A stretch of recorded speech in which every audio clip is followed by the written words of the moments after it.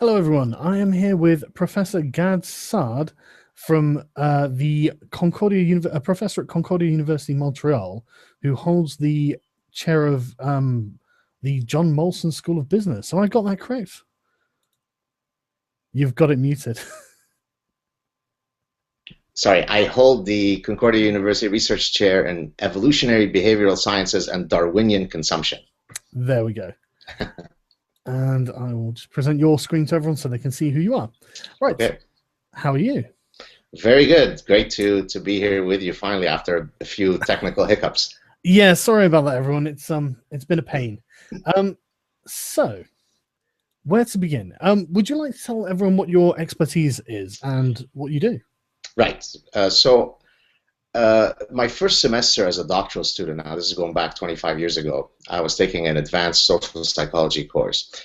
And in that course, the professor halfway through the semester assigned a book called Homicide, which was a book written by two evolutionary psychologists in Canada where they looked at patterns of criminality from an evolutionary perspective. In other words, they demonstrated that there were certain patterns of criminality that were very, very similar, irrespective of cultural setting, irrespective of time period.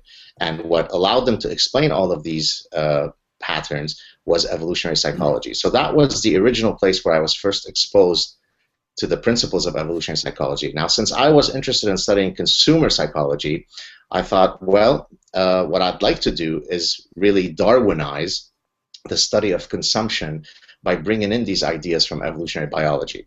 And so I founded the discipline of evolutionary consumption. And for the first perhaps 10 years or so of my career, I was pretty much the only lone wolf who was beating the drums of Darwinism and consumer behavior. Now there's a few new people who've come into the field. So at bottom line, I apply evolutionary psychology to study consumer behavior. So just to be clear, that your main opposition to the evolutionary perspective on consumer behavior is the social constructivists. Is that correct? Exactly. So there is something. So the acronym is SSSM, which is the Standard Social Science Model. This is a term that was introduced by Tooby and Cosmides, two of the founders of evolutionary psychology. Mm-hmm. And basically, the idea of these social constructivists is that what makes us different from animals is that we transcend our biology. So while biology and evolutionary principles might apply to explain the behaviors of the zebra and the giraffe and the mosquito and the salamander, that's great. But when it comes to the study of human behavior, especially things related to the brain, many of these folks don't mind if you apply evolutionary principles to explain why your pancreas have evolved to be the way they are. But once you apply it to anything above the neck, well, then clearly this suggests that you are a Nazi. You're a woman hater, right? You're involved in some conspiracy to bring back eugenics. And so, the sources of, the detractors really come in all sorts of different robes. But certainly the social scientists have been slow in accepting the idea that humans are biological beings. Well, I mean, wouldn't accepting your perspective on this completely undermine everything about their own? Exactly, and I think that's really the source of the hostility. Absolutely. I mean, I've watched a few of your interviews, and you've described their convictions to be almost religious. And exactly. In my own experience, anyone who's watched my channel for any amount of time I've occasionally described them as such because it's the only comparison that I can see that is accurate to anything else that I've seen. It's in the denial, in the face of facts, they just deny them outright. Absolutely. I've never seen anything like it.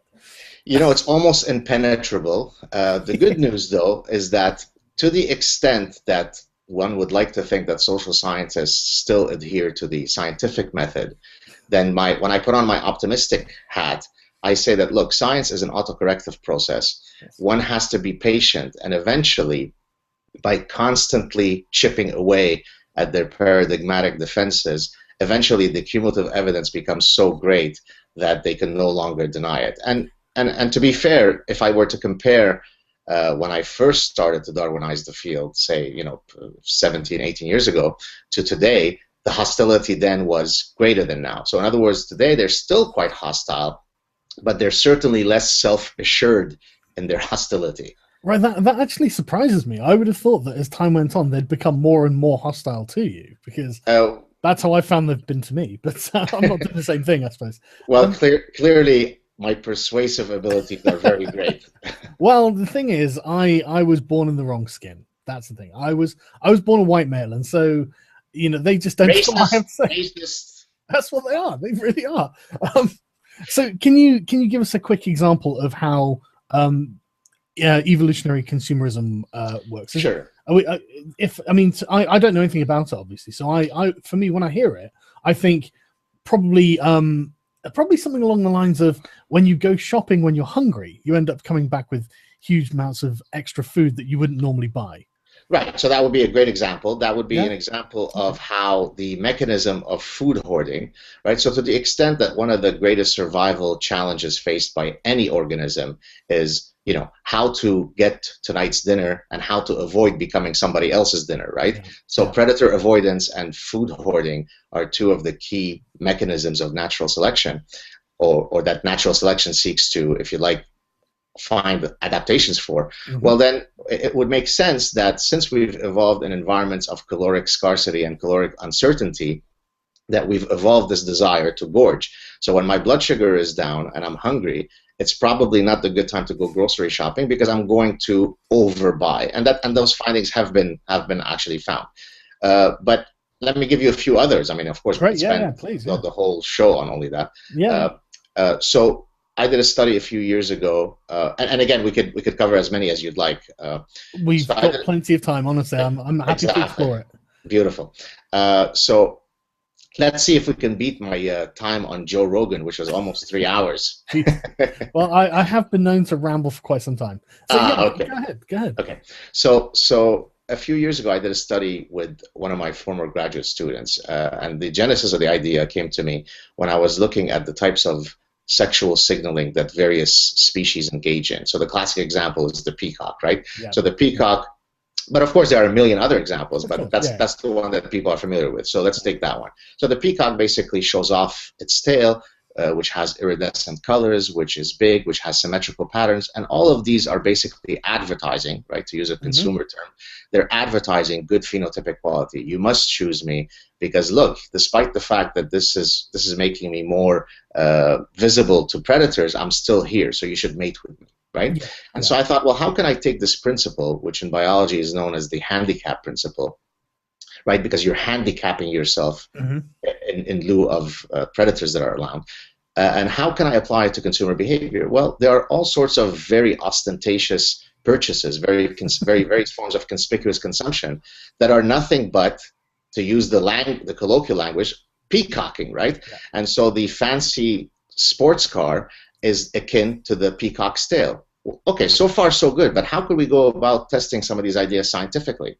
So I thought, well, we know that when, say, two males of many species fight one another, the one who wins the fight has an increase in his testosterone level. The one who loses has a decrease in his. So we set up an experiment, this is with my former graduate student, where we rented a Porsche, and we had an old beaten-up sedan, so high status car, low status car, and we brought in men, and we had them drive both cars downtown Montreal and also on a semi-deserted highway. One is visible, one is not so visible. And then after each driving condition, we measured their testosterone levels or fluctuations in testosterone level via salivary assays. And of course, as you might predict, even if you know nothing about evolutionary biology, I can see where this is going. Yeah, exactly. the Porsche was right. Exactly, and it makes the endocrinological system explode. Now, one reviewer had noted when he was reviewing, he or she, I don't know the sex of the person, when they were reviewing the paper, said, well, how do you know that this testosterone reaction is not simply due to the fact that they were driving fast and so on? Well, other than the fact that we had given them very strict instructions, which hopefully they adhere to, when they're in downtown Montreal, when they're driving on a weekend in downtown Montreal, it's basically like driving in a parking lot. It's bumper to bumper. So that's a natural way to control for that possible alternate explanation. It's Yeah. certainly not because they're driving fast. It's because they are sending a cue that says, look at me, I'm in a Porsche, and that's going to make my testosterone rise. So that would be an example of linking testosterone to sexual signaling in a consumer setting. Now let's take the other sex. So it's not only in the human species, it's not only men who engage in sexual signaling. Of course, women do it as well, but of course they use different products to attract men, right? I mean, this is why even though there are many women who are millionaires and billionaires, 99% of Ferrari owners are male. And it's not because women can't afford them, right? Yeah. Because men don't care, right? I mean, I'm not going to say if a gorgeous woman passes by and says, hey, let's have sex, I'm going to say, oh my goodness, you're driving a Toyota Corolla? No way. No sex for you, Linda. It's not happening. Go get me an Aston Martin and it's on, right? Yeah. And so women will use different sexual signals. Now, of course, they will use beautification. And so with another of my doctoral graduate students, what we did basically is we kept track of women's behaviors across a full cycle of their ovulatory cycle. So we basically kept track of everyday behaviors of women for 35 days. 35 days because usually the typical menstrual cycle lasts for 28 days. And so what we wanted to see, among other things, was whether women would engage in the greatest amount of beautification, specifically during the maximally fertile phase of their cycle. Right? It's completely logical that they would, isn't it? Exactly. I mean, why would they not? You know. Exactly right. Now, and by the way, the reason why I often start off with these examples when somebody asks me about evolutionary consumption, and the reason why I specifically chose these areas to study is because it's a very strategic decision. It makes it that much more difficult when you are using physiological based measures for the social constructivists to say, oh, no, but it's due to socialization, it's due to culture, it's due to learning, it's due to my rabbi, right? How could it possibly be about socialization? I don't know when a woman's ovulatory cycle is going on. You know, I have no idea. You know, sorry, Karen.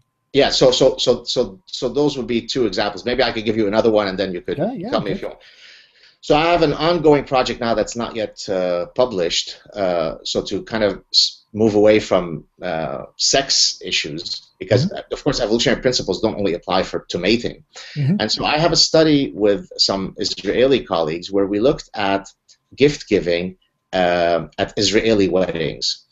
Specifically, we looked at the size of the monetary gifts. So, for example, Uncle Mordechai gives $200 to the bride, and we actually had data from 30 Israeli weddings where each of the people who gave monetary gifts were listed, right, in a list. Right. Yeah. And so we wanted to test two things. Number one, we wanted to test whether the genetic relatedness between the offerer and the bride and groom would affect the size of the monetary gift. So put simply, if I'm your brother, I'm likely to give you a bigger gift than if I'm your second cousin, if only because I share more genes with you on average. So that one, I think, is intuitive, and people could have probably predicted that even if they knew nothing about genetics or evolutionary psychology. I think there could also be other reasons for that, though, couldn't there? I mean, just familiarity could be. Exactly. Familiarity, the fact that you grew up together, absolutely. Yeah. The second one makes it a bit more difficult to argue for anything other than evolutionary theory. And so if you look at, for example, your 4 grandparents, on average, you share 25% of your genes with each. So if you were only looking at genetic relatedness as the operative factor, they're all equally genetically related to you. But if you now add a second component, known as genetic assuredness. How assured are you of the genetic link? Well, your maternal grandmother, since it's down the maternal line, there is no such thing as maternal uncertainty, and therefore her genetic link to you is absolutely assured. Your paternal grandfather has 2 generations of paternity uncertainty, and therefore, as has been found in the research, this is known as differential grandparental solicitude, which basically says that your four grandparents don't invest equally in you. Your maternal grandmother invests the most, your paternal grandfather invests the least, and the other two grandparents somewhere in the middle. So we took this idea and said, well, using this very, very subtle Darwinian explanation, we predict that the maternal side of the bride and groom would give larger gifts than the paternal side of the bride and groom, and that's exactly what we found. Now, the reason why that's a really powerful demonstration, if I may say so, about my own work, is that it's very, very difficult for anybody to argue, number one, oh, it's just due to random socialization, but also it's almost impossible for someone to have posited such a hypothesis were it not that you were coming with the evolutionary lens to generate your hypothesis. This hypothesis would have remained invisible to you if you didn't know these ideas about paternity, uncertainty, and so on. So that's one of the beautiful things about evolutionary psychology, is that it allows you to propose research questions that would have otherwise remained completely invisible to you. Right, okay, that's very interesting. I'm not aware of these things, so I'm just processing them as we go through. Okay, no, that makes sense. So as I understand it, it's so as I understand it, the parent or the grandparent that's going to invest most heavily is going to be the maternal grandmother then. Exactly right. And the grandparent that doesn't is the paternal grandfather. Exactly right. Right. Okay. Just make sure I'm on the. You're still keeping up. Good. Great. Okay. Okay. That's very interesting. Now, I could maybe add a few things that kind of speak to the importance of evolutionary psychology. Is this something that we want to explore? Absolutely. Okay. So one of the things that people don't understand about evolutionary theory in general is this idea of proximate versus ultimate explanations. So a proximate explanation in science refers to answering the how and the what. How does the mechanism operate? So if you have diabetes, how does your blood sugar result in diabetes? That's a mechanistic explanation. So it's answering the how and what. The ultimate explanation doesn't mean ultimate in that it's superior. It's not in that sense. Ultimate means the Darwinian why. Why would the mechanism have evolved to be of that form? Right. So now let me give you I love to give this example because it so clearly demonstrates the difference between the two levels of explanations. So if you take, for example, pregnancy sickness, the idea that women become, many people call it morning sickness, but it's really, the more general term is pregnancy sickness because some women don't get it in the morning, right? So they're nauseous, they throw up, they're repulsed by certain foods. It's a really miserable time. Now, if you were to study the proximate causes of pregnancy sickness, there are all sorts of things you could study. You could study how the changes in a woman's hormonal profile exacerbates the severity of the symptoms. Right? That's a perfectly fine question to ask. Nothing wrong with that. The ultimate question is the following. To the extent that this physiological mechanism is one that is found universally across cultures, across time periods, right? It's not specific to women in England or Lebanon. Why would women have evolved this physiological reaction? What is the adaptive solution to which pregnancy sickness is targeted at? And here, the one who first proposed this is a scholar by the name of Prophet, P-R-O-F-E-T. She basically argued and came up with unbelievable evidence in support of her theory that basically what happens is that pregnancy sickness happens during organogenesis. This is during the first trimester of pregnancy, where if a woman is exposed to food pathogens, that would wreak havoc to the developing embryo, right? And that's why it's called organogenesis, right? The organs are forming. And so therefore, during that time period, it is profoundly important that the woman not be exposed to teratogens and food pathogens. Therefore, the pregnancy sickness is an adaptive solution to that very real problem. And how does that solution get instantiated? Well, women are repulsed by certain foods that are likely to have high pathogenic load. They are attracted to foods that solve exposure to pathogens, like pickles. That's why pregnant women often will desire pickles out of the blue. It starts at organogenesis, it ends at the end of organogenesis. So if basically you look at all of the possible epidemiological facts, you quickly realize that it is indeed an adaptive mechanism. Now, if you're a woman and you go see your gynecologist and you say, hey, doc, help me with my pregnancy sickness, he or she will give you a pill to soften the severity of the symptoms, which is the perfectly wrong evolutionary thing to do, because those pregnancy sickness symptoms are actually beneficial to the child. Yeah, they're there to protect it from any kind of deformity or malformation from eating a pathogenic food. Exactly right. And so therefore you see here how the social constructivists who are actually threatened by my work, in a sense, I come to them with some good news.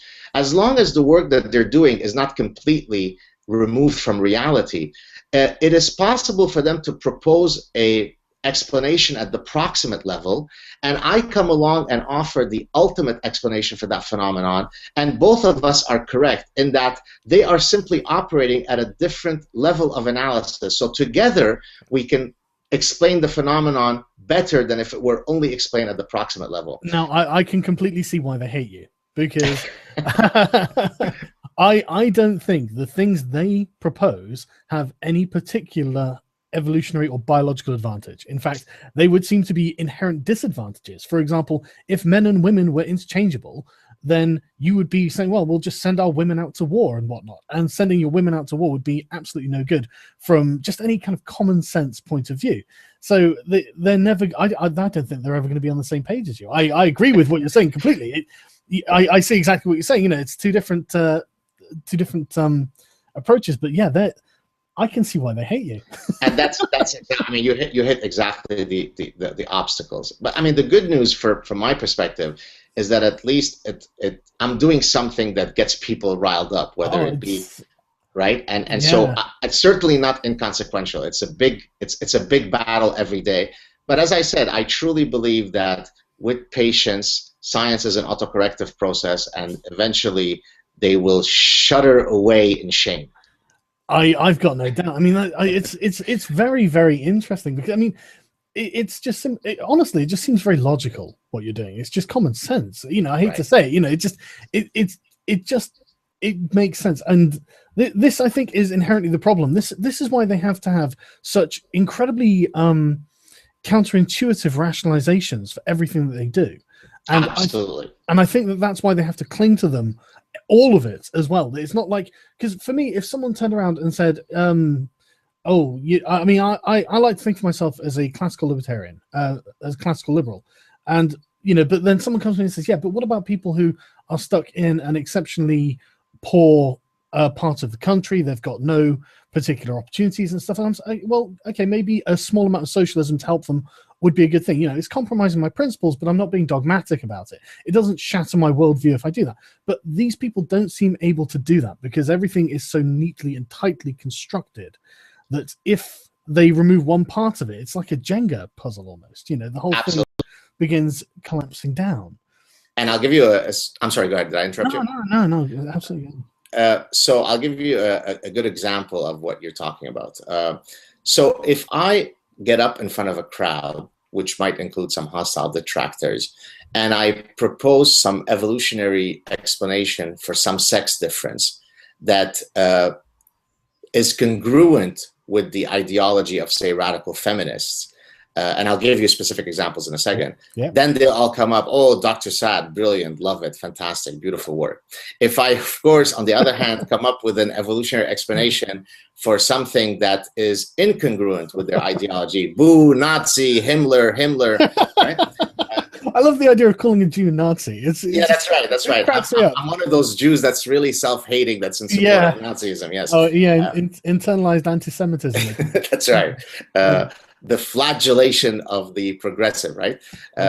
So anyway, so let me give you the concrete example. So, for example, if I say, well, you know, there's extraordinary amount of evidence that suggests that on average there would have been evolutionary reasons why men would evolve to be greater seeking in terms of sexual variety. So it's not that women are these chaste, prude, Victorian, angels, but on average, if you look around the world and across time, and that data does exist, and it has been documented very extensively, well, it is clear that men are simply more, have a greater penchant for sexual variety.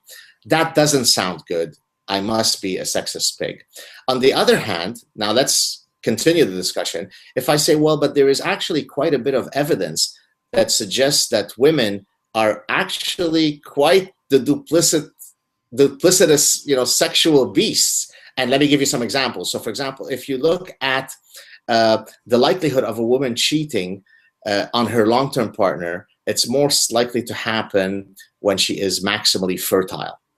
And she's most likely to not insist on using protection, right? This is called the sperm extraction hypothesis. It's basically saying that she's shopping for good genes, right? So when she cheats on her long-term partner, she's basically saying, maybe I could go behind the bushes and find some superior genetic specimen, and hopefully the poor chump at home could raise it as his own, right? That's it's called the cuckoldry.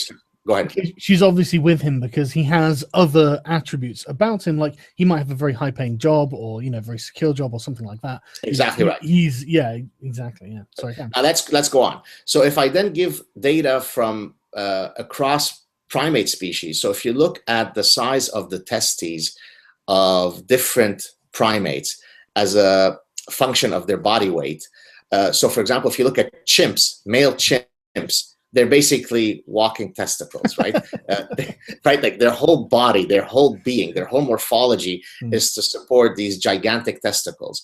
And the reason why they've evolved such big testes is because the females of that species are astronomically promiscuous. So in other words, the size of testicles... I can't imagine why feminists hate you. Sorry, it's so... No, but hold on, they're going to be happy at the end of this discussion. Yeah, no, it's so funny. Yeah. So carry on, please. So the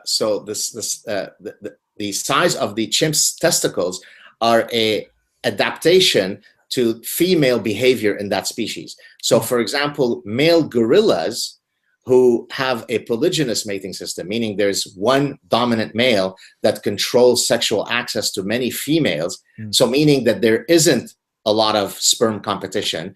Well, the male gorillas, despite the fact that if you see them, they're incredibly impressive how they look, they actually have very small testicles. Yeah. Now, humans actually place closer, if you'd like, on the chimp end of that curve. In other words, if we go by that function, this suggests that because of the size of our testicles, women have been going around behind our back for quite a bit. Now, let me give you one other data point. There's a guy by name, so there's a guy by name of, I think his name is Robin Baker. I can't remember his name. I hope I've gotten his name right. He wrote a book called, I think, Sperm Wars in the mid-90s. And he talks about the fact that the morphology of spermatozoa, when you think of spermatozoa, you sort of think of the classical sperm with the head and the tail that is sort of swimming to find the egg. But he actually documented that there are two other forms of, if you like, phenotypes of sperm. There's what are called the blockers. Now, those are spermatozoa that have no interest in seeking the egg. They simply go into the female reproductive tract, and they try to block the possibility of other men's sperm coming in. And then there are other sperms that are called killer sperms that sort of go around looking for other men's sperm to kill.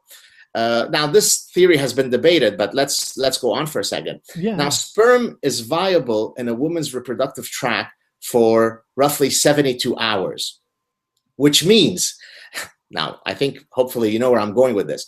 If men have evolved, if men have, do you know where your wife is today? So if you think that sperm is viable in a woman's reproductive tract for 72 hours, and if men have evolved this sort of huge panoply of chemical weaponry to fight against the other men's sperm, this means that it was very likely, evolutionarily speaking, that a woman could have coupled with multiple males within a 72-hour period.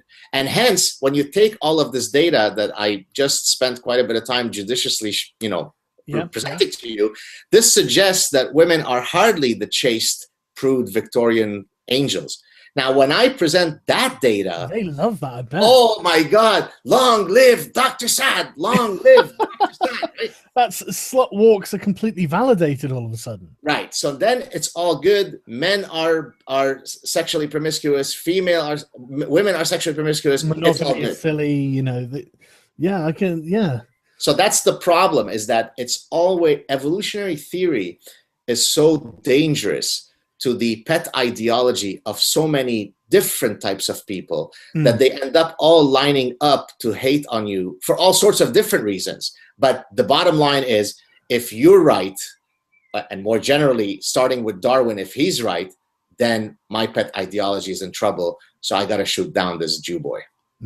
Yeah, so tell me, well, in fact, let's talk about, one thing that interests me about this is biological determinism, because, and I'm by no means an expert on any of this, so I'm just going by what I've read on Wikipedia, and I find it very interesting how you very much get the LGBT groups who say, oh well, you're born gay, you can't help being gay, it's not about socialization, so they're very much on your side with that sort of thing. That do you find what can you tell me about that, really?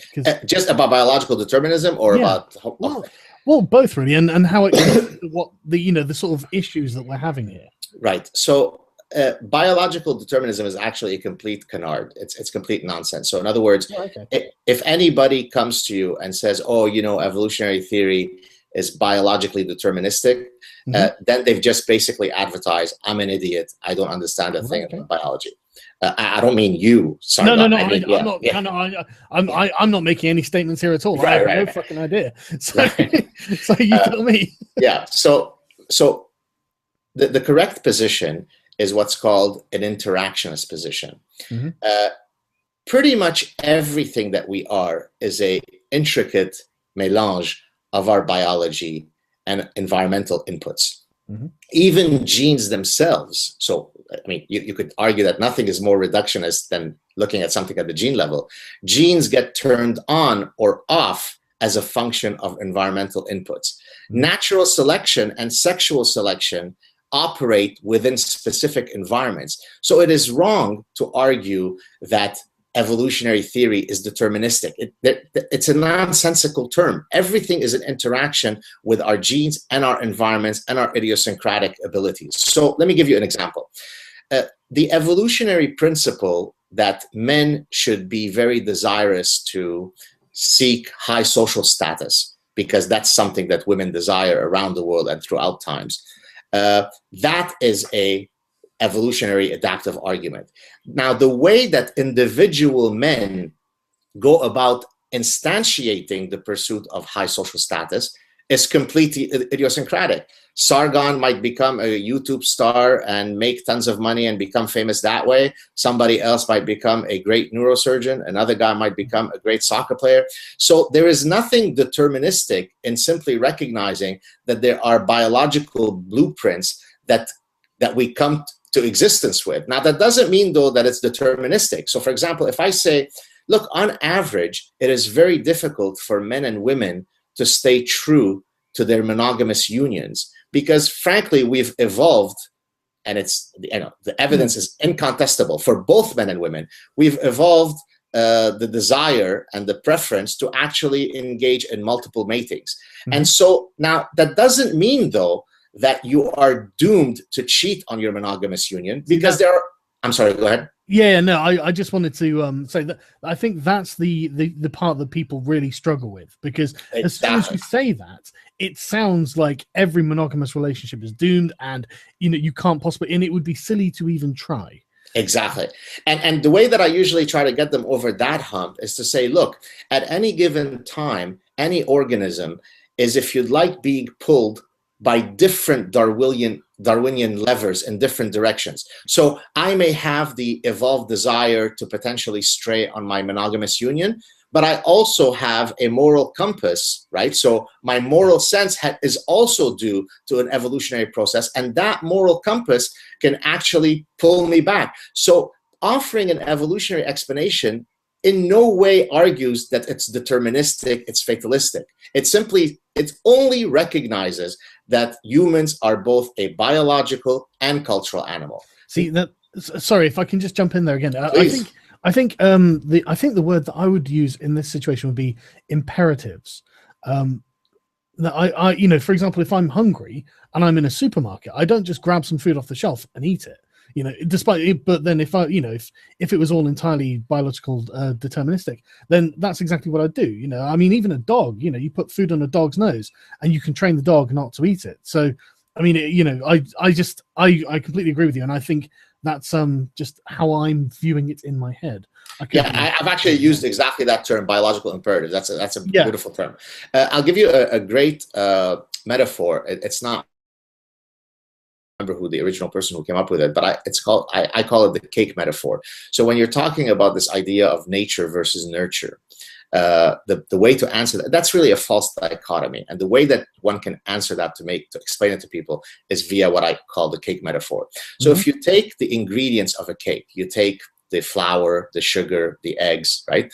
Each of those ingredients before you bake the cake are separate and distinguishable from one another, right? Yeah. Now I bake the cake using all those ingredients. So now the final cake comes out. Could I point to you and say, point to where the sugar is, point towards where you can't. It's an inextricable mix. So human beings, it is undoubtedly true that we are an inextricable mix of our nature and nurture. The problem with, I think, most of the social sciences has been that they've really built these edifices, theoretical and empirical edifices for the past 100 years, where they pretty much completely rejected the biological end. And that is a form of religion, right? Because it's faith-based. It's insane. You know, why would anyone do anything if there wasn't initially the biological drive to achieve an end result? Why would anyone do any of it? Right. You know, I mean, just think of courtship. Just the very idea. What are you going to do? I'm going to spend all my money on this woman. Why? Right. You know, why would you do that? It's your money. It's your resources. Why would you need to do that? Well, I've got a biological drive to do it. You know, but you know, sorry, I'm just. What annoys me as well is because I spend quite a lot of time criticizing progressivism and I say progressivism, but like the sort of more extreme side that we're talking about. It's hard to really define it, isn't it? Right. A lot of people think that I'm against the idea of social sciences, and I'm really not. You know, I just think that the people who are essentially doing all of the social science, or at least the loud ones in the public discourse, are people so compromised by bias, and they have an end goal that they know they're trying to achieve, and they're going to write studies and I'm not going to say fabricate results, but I do think that there's a great amount of I just do think it's a lot of confirmation bias. And I'll give you an example of exactly what you're saying. Yeah, so there's a movement called cultural relativism. Yep. Which of course I think you're familiar with. Now you might know it. Should we just explain? Would you like to explain it? Just please. Okay, no problem. So cultural relativism, in the context of the social justice warrior types, refers to the fact that all cultures are relative in how they've evolved. Who are we to judge the fact that in some culture they might gouge the eyes of children? They might stone women to death. Right. I mean, who are we to decide, what's up is down, what's left, what's right? Okay. So that, if you like, political-based cultural relativism actually stems, the genesis of that movement actually comes from social sciences. It stems from some anthropologists who were, so starting with Franz Boas, who was a anthropologist at Columbia University. This is going back close to 100 years ago now, where he basically argued that, well, cultural relativists, there are no human universals. There is no such thing as a human nature, right? What makes humans is that they're completely cultural beings. So any single human universal that you, Sargon, might propose no way. I could find some distant tribe in some Venezuelan forest where that universal does not hold. And therefore, everything is culturally relative. There are no such things. So even if it comes to mating, the sex differences that the average 3-year-old understands, no, this is due to the patriarchy. It's due to so on, right? Sorry, and I love the patriarchy. Yeah, the patriarchy, right? Apparently, I'm one of its leaders, and I've never been invited to a damn meeting, so I don't know how that works. I am one of the.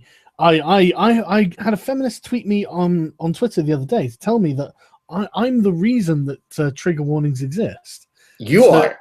Me personally, yeah. I'm pretty high ranking in the patriarchy. Wow, impressive. Hey, I bow to you. So going back to Franz Boas, so he then trained a whole generation of cultural anthropologists. Perhaps the most famous one, maybe you and some of your viewers might know her, is Margaret Mead, who went to Samoa desperately hoping to show that even something as trivially obvious as the fact that men are much more desirous of pursuing sex than women, that's a complete social construction. And she apparently found a society where the women are sexually aggressive and the men are, oh, no, I can't, I don't want to, I'm afraid, I want to be chaste and virginal. Now, of course, this was complete nonsense, part fabrication, part the participants whom she was asking these questions were just taking her for a ride. And so there's a book that came out a few years ago called The Fateful Hoaxing of Margaret Mead, which basically showed that, pretty much everything that a lot of what she wrote was utter BS. But she was so desperate to demonstrate that something as innately true and as human universal as sex differences in mating behavior were not due to biology.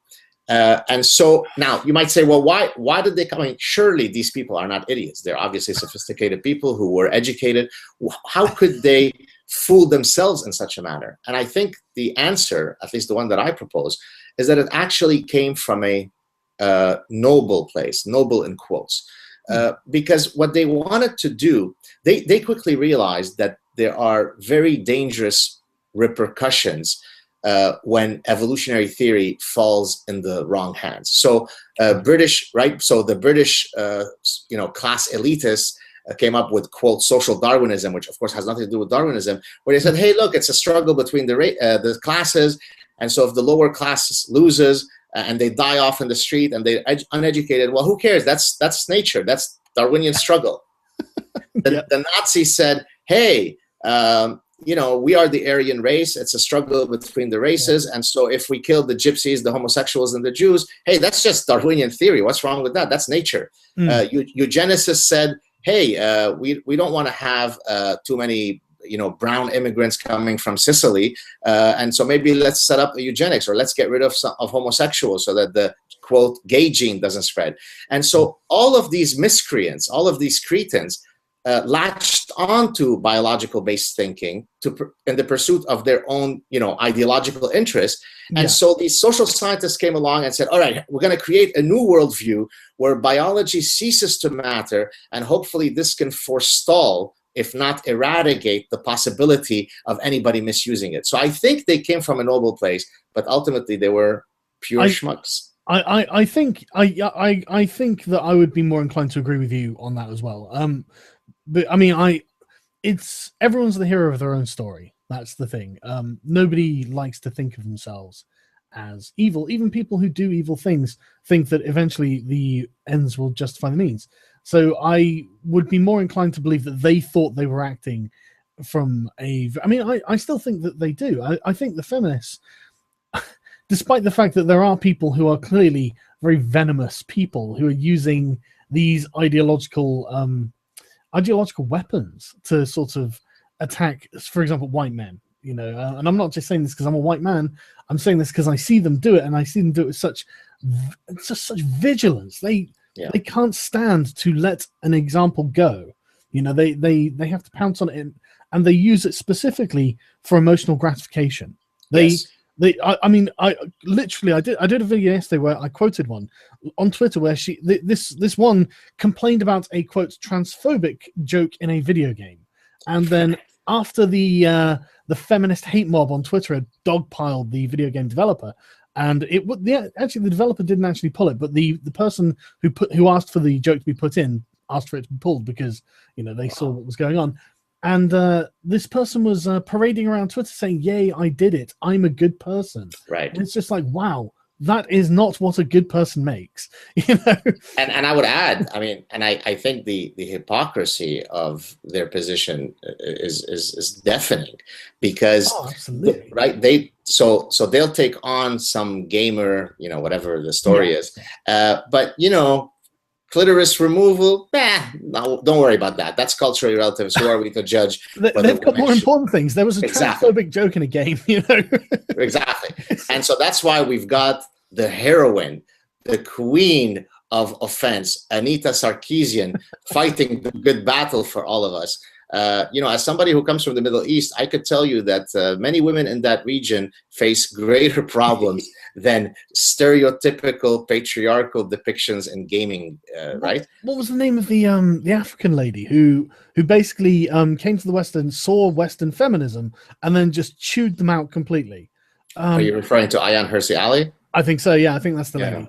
Yeah, she was not impressed with Western feminism whatsoever. And I'm not surprised. So Ayaan Hirsi Ali, you may remember this.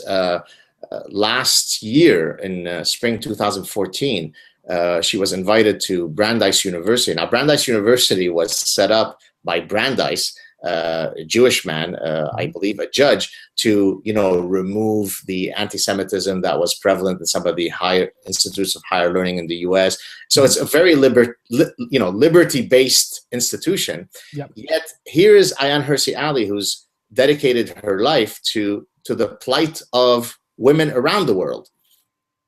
Apparently, because she criticizes one religion, I can't remember which religion. I think it's maybe the Amish, maybe it's the Jains. I can't remember which religion it is. I'm being facetious. Apparently, she was a hate-filled hate monger who had to be disinvited from Brandeis because this university, which is founded on ideals of freedom of speech and tolerance and liberty, found her too hateful. So when you're getting to that level of lunacy, we're in trouble. Well, it's amazing what these things will justify. I have heard just the most ridiculous things from. I don't even know what to call it. I feel bad about calling it progressivism because it's what progressivism has become. Because when I was like 16, 17, I didn't really know much about the world, obviously, and I thought I was a progressive. And then I went out into the world and I met progressives. And then I realized, well, I'm nothing like these people because they're crazy.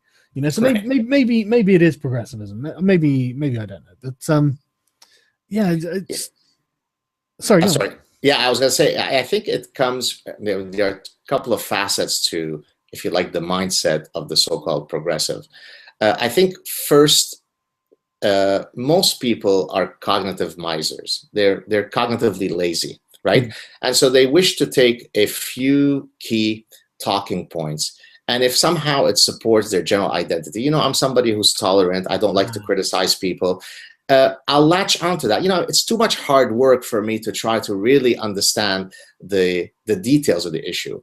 Is this particular religion peaceful or not? Well, I could either look at the data, study the original canonical text to see whether it preaches love and brotherhood or not. But, that's a lot of work. I'd rather simply listen to whether President Obama says the religion is peaceful or not. Now, I like President Obama because I'm progressive and I want to support him. Therefore, it's a lot easier for me as a card-carrying member of the progressive platform to simply go along with it. And then you've got this herd mentality where it becomes clear that if you're going to be accepted among the latte drinking folks in the university clubs, you better hold certain views. And therefore, people become scared to speak out against those views. Well, you've touched on an awful lot there that I think is really worth looking at a bit more depth. The first thing is what you've described there is the narrative. Right. I'm sure you're familiar with. But the narrative is something that I have seen them construct in real time, where they're looking for data points, where they can, flip from one point to another point to another point. So this happened and that happened and that happened, and therefore we can justify declaring. I mean, in my example, I've been an active participant in an online movement called Gamergate, and so if say Zoe quit, one of the people opposed to it has received a nasty message on Twitter, then they can say, oh, that came from anyone supporting this movement. Right. And then so that becomes a data point that they say, no, this happened on this day. And it did happen. That is something that happened. But the details are completely lost. It doesn't matter who it came from. It doesn't matter what happened, because it's easy to say that it came from the movement that I'm part of. And then it moves to the next thing. Then they contact the FBI. Yeah, they did. But what happened then? Well, it doesn't really matter. It doesn't matter that the FBI said, this is nonsense, get out of here. It doesn't matter. They went to the FBI, and then the next, and this is how they construct their narrative. And that's like you say, it is that people are lazy. But I feel that we're being harsh to the general population there, because everyone's got busy lives. They're busy. They've got a lot on. So I can see why they would just read like the bullet points in the paper and say, yeah, okay, fair enough, that's terrible, and move on, despite the fact that really they're being sold a complete pack of lies on whatever topic it is. The danger, though, is that a lot of those people who do lead busy lives but yet make official pronouncements will scare others into speaking, right? So I happen to be somebody who has the right personality and testicular fortitude to speak my mind without caring what people think, because I believe that one should be accurate in pursuing the truth. Mm-hmm. But of course, a lot of people, I mean, if I just look at some of my academic colleagues, right? Let me give you an example. If I put up a post on Facebook where I am critical of some insane thing that some Orthodox Jew has done on a plane, like he has to wear a plastic thing over his body because he cannot be polluted by being close to a woman, whatever. Okay? So I put this up and I go, this is insane, right? Yeah. Now, in the general zeitgeist of today, it's okay for fellow academics to say, oh yeah, religion sucks. Yes, they'll like that post because you're criticizing a religion that is allowed to be criticized. Those Orthodox Jews, they're nuts. If I put up a post saying, oh, here is a creationist museum that is going to show us how evolution is a Zionist hoax and so on, then of course they will like that post because those crazy radical Christians, what a bunch of morons. Yep. Now, if I put up the following, and actually I did recently a YouTube clip on this. I see where this is going. You see where it's going. So if I now put up a Iraqi astronomer, so he's a scientist, he's a researcher, who proclaims that based on his holy book, it is absolutely the case that the earth is flat. Sorry, did this happen? Yes. So this is not, I'm not engaging in hyperbole. So I specifically use this example because it is the epitome of lunacy, right? He is arguing that the earth is flat. Then I get academics who write to me and say, hey, come on, buddy, why are you ganging up on those people? So the scientist, my fellow colleague academic, was not offended by a fellow scientist who was spewing that the earth is flat. She was offended that I shared the fact that he was spewing lunacy. Well, how dare you? Right. I mean, that guy is from Iraq. I mean, he's probably got brown skin. He's part of a disenfranchised, marginalized group. Exactly. And so I basically said that the new rule is that when you are evaluating the veracity of a scientific statement or a statement that is antithetical to science, be very careful. First, establish the privilege score of the scientist. If he falls into the group that we can attack, then we can criticize his scientific view. If not, shut your mouth. Well, this is the progressive stack, isn't it? Right. This is, a marginalized Iraqi Muslim scientist is probably quite high. Probably a lot higher than a westernized Jew. Right. Except, although I have taken that test and I scored really, really good, so I'm completely protected. I mean, first of all, Yeah, you're dead. First of all, I could use the brown skin, Middle Eastern, Jew. I can use overweight, baby. You can't touch me. I no longer have a six pack. You say anything towards me, that's a form of fat shaming, fat phobia, and I will not tolerate that. And so people usually stay away because I score high on that anti-privilege thing. You can't mess with me. Since we're on the subject, let's talk about identity politics. How bad is it in universities these days? Because it looks really bad from the outside. It's horrifying. It's. I mean, you almost you I was thinking you'd say no. It's not that bad. Well, look, I mean, on a day-to-day basis, you can go about your business and never encounter it. So it's not as though in every crevice it's there. But again, we're talking about sort of the ethos of the time, right? And of course, the narrative, the grand narrative, is one that is completely defined by identity politics, right? It's craziness, right? I mean, if you have a group of folks who wish to come and speak about an issue, then whether they're allowed the forum to speak in university depends on where they score in terms of their victimology poker hand, right? You know the poker, right? Yeah. So when Benjamin Netanyahu, and now of course because I said his name, somebody's going to say, "Oh, this Zionist pig," referring to me. So when Benjamin Netanyahu, the current prime minister, came to my university to speak, I think it was in 2002, he was unable to speak. Now, I mean, again, think about what that says, right? In the 21st century, in Canada, right, a supremely Western liberal democracy, you could have the environment where the prime minister of a country is shut out from public space. So how likely is somebody who is the regular Joe to have a forum to share a counterpoint in a university setting? You don't. There is a narrative, you stick to it. And the thing about this is, if it's almost unbelievable. It sounds so ridiculous. How I'm trying to think of something analogous to it. I just can't think of any other. I would say early 20th century in some rather totalitarian countries is right. I mean, this very much reminds me of the sort of Nazi purge of Jewish intellectuals from universities. Exactly. Very, very similar. It's just what side of the fence you're on, really. You're doing the same thing, aren't you? Well, now, I mean, of course, because some people will say, "Oh, you're straining the analogy. Don't pretend that it's like not." Now, of course, what we're not saying that it is dangerous for Jews to be professors at universities. What we're saying is that if you were to come, for example, and be pro-Israel, right, or anti-Islam, right, as part of some geopolitical analysis. Yeah. And of course, if you happen to be Jewish, then you're probably going to be shut down because there's going to be a student association that causes so much trouble. And I mean, I could list a million examples. I mean, one of my former universities where I was at for a few years, University of California, Irvine, they shut down, or at least tried to shut down, the then Israeli ambassador to the United States, right?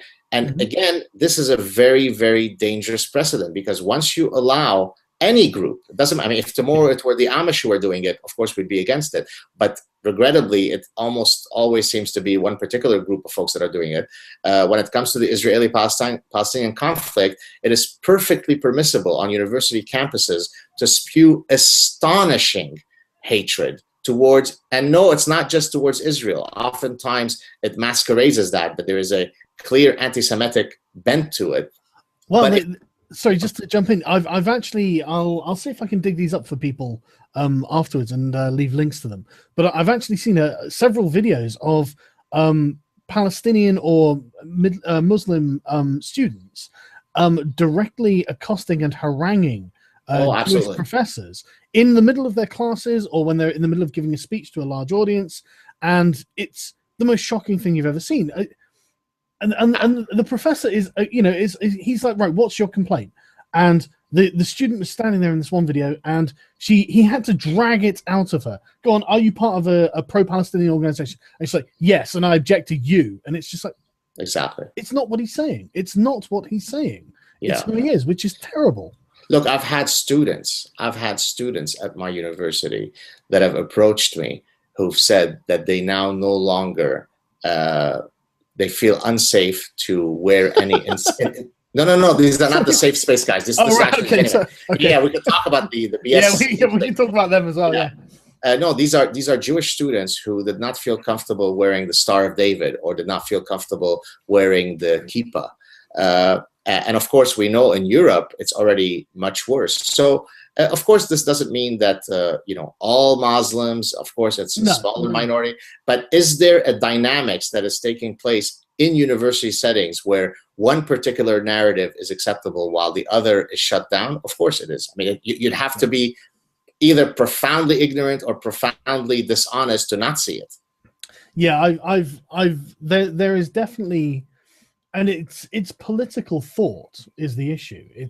It really is, as far as I can tell. And again, I'm just looking from the outside, but there is a distinct lack of diversity when it comes to political and intellectual. I suppose categories is what I'm looking for. It's really scary to see how the dialogue can be controlled by people complaining that they don't like what the other person has to say. Right. I mean, sorry, go ahead. Yeah. Just quickly, it reminds me very much of something Kristen Hitchens said, which was not only are they infringing on the speaker's rights to have their voice heard, they're infringing on your rights to hear what they have to say. Exactly right. Which is a really important point, I think. Picking up on your point on diversity, I wrote an article on Huffington Post, speaking exactly to this issue on intellectual diversity. So you might want to check it out. Yeah. And I used a quote by Thomas Sowell. Do you know who that is? I'm familiar with Thomas Sowell. Yeah, so he's of course the conservative economist from the United States, yep. And now I'm paraphrasing his quote, so I hope I don't up to him. But he basically said the next time that somebody asks you about diversity in on a university campus, asks the sociology department about their intellectual diversity. Yeah. So basically, what he's saying, and I wholeheartedly agree, and I also wrote a Psychology Today article about this, which I'll mention in a second. Mm-hmm. All forms of diversity are welcome. Sexual orientation diversity is great. Racial diversity is great. Religious diversity is great.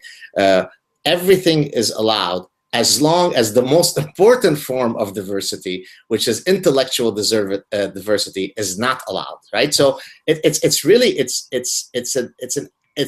almost a schizophrenic existence, right? Where, out of 50 various forms of diversity, 49 are sought out, but the one that truly matters, I mean, the reality is, who cares about your skin color? But intellectual diversity is what should be defining the fabric of a university that we simply can't have. Well, yeah, that touched on a very important. Why are we even talking about people's skin color? Exactly. Why is this even the topic of conversation? And one thing that bothers me a lot is that there seems to be a heavy focus on systems, which is what they seem to really, really think that the individual no longer matters. The individual no longer makes individual assessments based on his situation, what he knows, and what he wants or she wants, obviously. But they think that everyone is part of a system, and that's why they can say, well, if you look at the government of the United States, it's 70% male and say 90% white or something like that. And so therefore white men hold the power in society, right. And therefore everything is justified against them. Right. So, well, but of course those games can be played in endless ways, right? There's a great book that was written many years ago called How to Lie with Statistics, a little short primer, which many graduate students. Yeah, you should check that book out. It's very good. I'll Google that now. Sorry, go on. Yeah. So let me give you an example. If you look at sex differences in educational attainment in the United States, so how many women graduate at the undergraduate level, at the master's level, at the PhD level? So broken down by sex and broken down by race. So Hispanics, Black, white, and so on. In every conceivable group of analysis, women now lead, right? So if we use this metric, which in the past was used to argue that women were shunned from universities, now we should all be celebrating at the fact that, women now are absolutely trashing men in every conceivable domain in education, right? Now, here's what. Now, no feminists will rejoice at this. Rather, they will say, no. At Princeton University, in the math department, there are 12 full professors, 9 of whom are men, 3 of whom are women. Aha! Institutionalized race, sexism still exists. So again, it's because it comes from a cancerous form of victimology logic. That's the way that the whole world is viewed. There are different groups that are fighting one another, and therefore, in this case, white males are the ones who are winning. Let me give you another great story. Do you know the beauty myth? The beauty myth by Naomi Wolf? Do you know I don't actually know. So Naomi Wolf is a feminist who, in the early 90s, wrote a book that was incredibly successful called The Beauty Myth. And in the book, basically, she says, "Oh, I'm hearing something in the background. There's kind of a is that me?" Oh, sorry. What are you hearing? I'm hearing my voice in the background, kind of like an echo. I'm not sure. Anyways. Hang on, I think this is. Anyways, we can go on. Is that any better? Let me try to see. I think it is better now, actually. Yes, thank you. Okay, I don't know what was happening. I'm wearing headphones, so. Oh, no worries. So Naomi Wolf basically argued in her book. Let me kind of distill her position very quickly. Yeah. She said, "Look, in every conceivable arena, women are now equal participants, if not greater participants. So we've pretty much won the war, the sex war. The only remaining place where men could cause us harm." Now, I hope you're sitting down for this, because the level of delusion is on steroids, right? I have heard such ridiculous things that I don't even know if I can be shocked anymore. Well, let me see if I could shock you. So, since women have won everywhere and all men are banding together saying, "God damn it, we've lost it. How else can we get back at these women?" What men have done is they've created a beauty myth, meaning that they've created this idea that there is such a thing as a particular type of beautiful woman. There is such a thing of an archetype of what women prefer. And therefore, by duping women into thinking that men, when they're pursuing women, care about beauty, this is how you're ultimately able to destabilize women, because this attacks their sense of self. And by creating this beauty myth, this is how men could reverse the trend, right? So, I mean... Yep. No, yep. And the thing is, there is a kind of twisted logic to this, because, I mean, I would have thought from an evolutionary perspective that just women... There's no getting around the fact that women are far more concerned about their looks than men are, and that's because everyone knows that men are visual creatures. Men like to look at things that are important. Women like to know that the man is going to be strong and protective and providing. Different evolutionary needs are obviously pursued in different ways, and so women's obsession with their own looks is because men look for that. Exactly. It's Well, look, the way I usually try to, to use satire is often the best way to kind of make these idiots go away. Yeah. And so I usually basically say, look, if you do a content analysis of romance novels, right? Mm. So if you look at romance novels stemming from 50 different countries, very, very different cultures, very, very different traditions.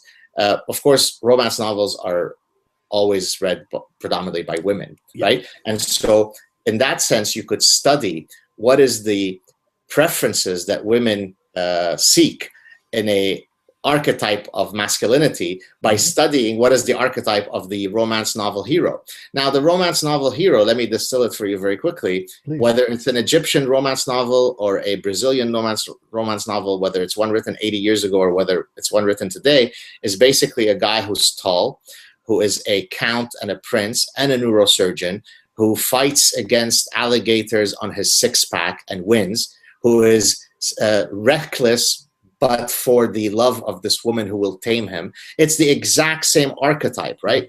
There is no romance novel where there is a beta submissive male who's sucking his thumb, who's pear-shaped, who has a high nasal voice, who decides that he prefers to be unemployed and not a risk seeker, and this gets the sexual juices of women flowing, right? Yeah. It's not because there is a conspiracy to create this archetype of masculinity. It's because when you are selling a product to half a population known as women, then you recognize that there are certain things that they might seek in this ideal archetype. So then if it is the case, as Naomi Wolf says, that there is a grand patriarchy that tries to infuse this beauty myth on women, well, then it's also unfair for us shorter guys who no longer have six packs. How come we're being taught? I feel very bad about myself. I'm not 6'2", and I no longer have a six pack. Luckily, I have a good voice and I do have high status. And I used to be a great soccer player. But otherwise, I feel really crappy about myself. There must be some matriarchal force that's convincing women that 6 foot tall guys are more attractive than 5'6" guys. This is unfair to us shorter guys. And that's exactly the problem that the social constructivists have come up against, isn't it? Because if you don't think that evolutionary factors have any effect on anything that people do, this is completely unexplainable. Why the hell would this be? You would need a mystical patriarchy or a mystical matriarchy to explain this, because otherwise, explaining it through sort of like the more evolutionary factors, women prefer to have big, strong guys who can protect them, and the archetypal romance novel hero who's obsessed with the woman, and for men it's a very voluptuous but kind of I don't want to say submissive, but that sort of the archetypal male fantasy woman. If from evolutionary factors, it's completely explainable. So I'm sorry, Dad. Yeah, just someone who can, bear healthy, strong children, someone faithful and all this sort of thing. It's just, the sort of biological imperatives played out sort of in fiction, really, isn't it? Yeah, so let me give you a great example of that. I often use this example when I'm discussing the power of evolutionary explanations. Mm-hmm. And here, if you don't mind, I'll just use a few technical terms and I'll explain them. So in evolutionary psychology, contrary to what many people say that, it's just a bunch of just so storytelling, actually, serious evolutionary scientists engage in what is called the building of nomological networks. A nomological network is, if you'd like, multiple sources of evidence coming from completely different paradigms that point to the same final conclusion. So let me give you an example, because we're talking about voluptuous women and so on. Mm-hmm. So there is a adaptive explanation that speaks to why men prefer the hourglass figure, right? Which is called the waist to hip ratio of around 0.7. Mm-hmm. Now, somebody might say, "Oh no, but that's just the patriarchy. It's Elle magazine that taught us." If we were taught, if we were taught differently, I would be looking for women that look like Michael Phelps, the Olympic male swimmer. But it's only through the accident of the patriarchy that I picked my really beautiful, voluptuous wife. I could have been taught to prefer trees or watermelons or Michael Phelps. But anyways, so let's see if we can find as much convincing evidence in support of the evolutionary argument that men have a waist-to-hip ratio preference of 0.7. Okay, ready? Here we go. So number one, if you do epidemiological studies and medical studies on women that have different waist-to-hip ratios, what you find is that women who have the 0.7 ratio have healthier outcomes, and they're more likely to be fertile and nubile. So it's not just so storytelling. There is a direct link between fertility, nubility, and health, and that particular body type. Okay, so now we just checked one square in the nomological network. Let's go on.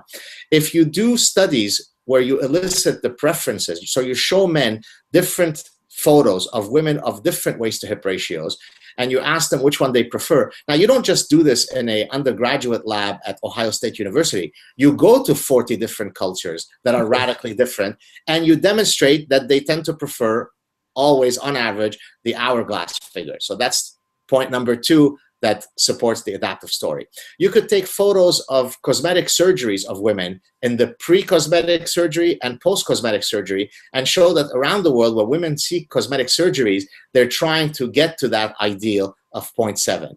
Mm-hmm. Datum number three. I did a study where I looked at the manner in which female online escorts, so prostitutes, advertise themselves online across 48 different countries. And of course, what they advertise usually is, hi, my name is Jenny. I'm 22 years old. Here's my height. Here's my weight. Here's my measurement. And so I had an undergraduate student go through 48 different countries of online escorts. And yeah, it was a good summer job. Yeah, and, I feel sorry for him. Sorry. Right. And guess what? It's close to 0.7. Now, let me give you a few more. You could do studies with brain imaging where you look at which parts of the men's brain light up most as a function of which images they see. Guess what? When you show men an hourglass figure, their pleasure center lights up. Now, if all this information is not enough, let me give you two more pieces of evidence. Yep. You could take statues stemming from several thousand years of art from ancient Egypt. Just look at ancient Greece. Ancient Greece, African art, Indian art, so spanning radically different cultures and spanning several millennia, and you do an analysis of the statues, guess what? It comes out to roughly hourglass. And now here's the kicker. You ready? Mm-hmm. You could take congenitally blind men. These are men who, by definition, have never had the gift of sight. Therefore, by definition, they could not have been socialized by sexist Hollywood images. Yeah. And now you could give them different mannequins. And of course, the way you elicit the preference is through haptic. They actually touch the different mannequins. And then they guess which one they prefer. Well, obviously the 0.7. Now, does this suggest all the evidence that I just gave you, that it's just a bunch of random just so storytelling? Or I'm pretty sure it's a social construct. It's exactly. You see, Dr. Saad, you've proven it. It's all a bunch of BS. Yeah. That's right. The gazillion data points have not convinced me at all that it's due to biology. Yeah, and it's interesting that the social constructionists, I always find it very interesting that they're convinced it's all about social construction. And it's like, okay, well, why?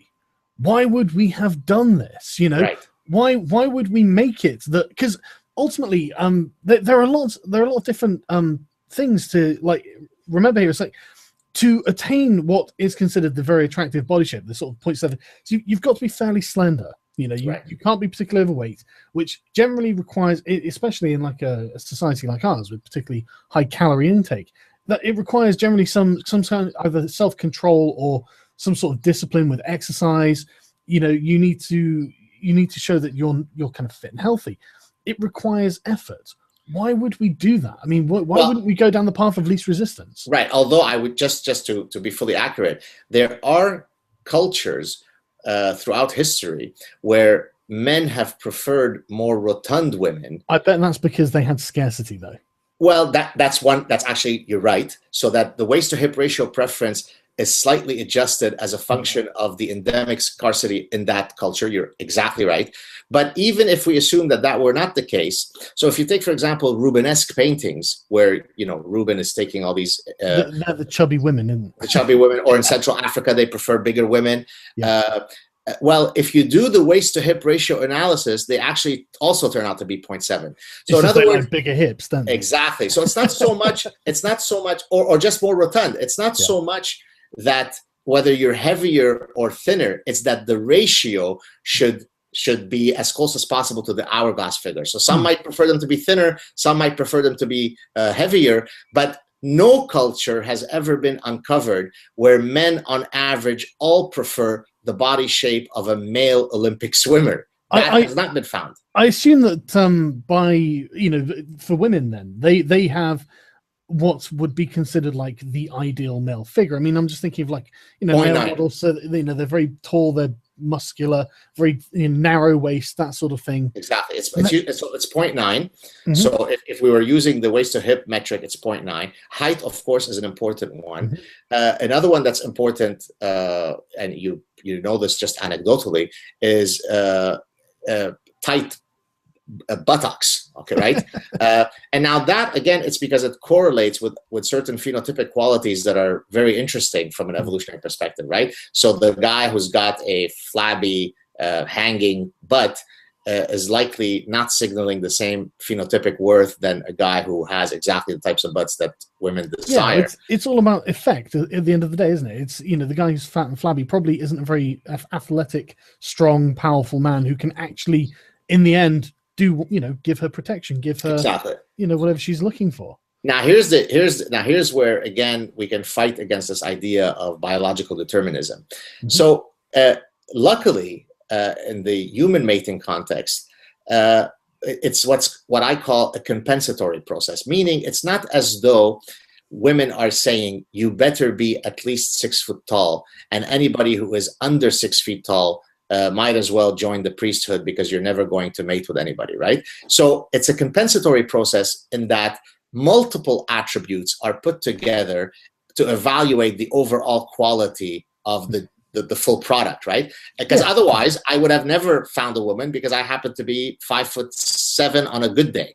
And so in other words, I could make up for my height challenge by maybe becoming high status, or maybe by having charisma, or maybe by having a good sense of humor. So again, the fact that you may not possess one of the important evolutionary metrics doesn't doom you to a life of celibacy and sexual frustration, but it simply recognizes that on that metric, you are scoring poorer than would be ideal.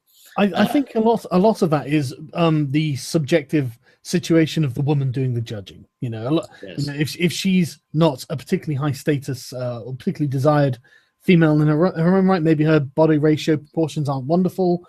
Maybe she's just not that great to look at. You know, so yeah, like you say, it's not like you're doomed to a life of celibacy because all women have got this ridiculous standard. Although there was a study done recently that women's standards have been going up, and they basically sat a bunch of women down to sit and go through dating profiles on the website, just looking at the picture and judge how attractive the guy is just based on his looks. And they came out something like 80% of guys were less than average in attractiveness, which obviously makes no sense, but it speaks a great deal to, and again, now I think this would be a good way for us to start talking about socialization, because the way I don't want people to think that we are discounting the idea of socialization at all, because I personally don't think that socialization is the be all and end all, but then I don't think that it's irrelevant either. What's your opinion on that? Oh, 100%. I'm glad actually you raised that point. No serious evolutionist rejects the idea that socialization is a very powerful force, right? That's I'm so glad that you've pointed this. That's okay. Socialization, though, exists not outside of biology, right? It's not a counterpoint to biology. Social patterns of socialization exist in their form because of biology, right? So it's not as though we're saying that socialization doesn't happen, but rather what's important to ask is, why is socialization of that form? And that's why we then look for the ultimate Darwinian why. And to the extent that certain types of socialization happen in exactly the same way across all cultures and time periods, then it suggests that it's not just due to the sort of random vagaries of the cosmos, right? It's because socialization is a way by which you instantiate biological imperatives. So let me give you a specific example. Please. So we could look at cultural forms where women are taught to be sexually more restrained. So nobody denies the fact that part of the origin of how women learn to be more sexually restrained is through various forms of socialization, whether it be their parents or their rabbi or their religious doctrines. But now the question becomes, so why would all of these cultural forms have evolved so that it's always the case that there is a much greater desire to quell the sexual freedom of women, not the other way around?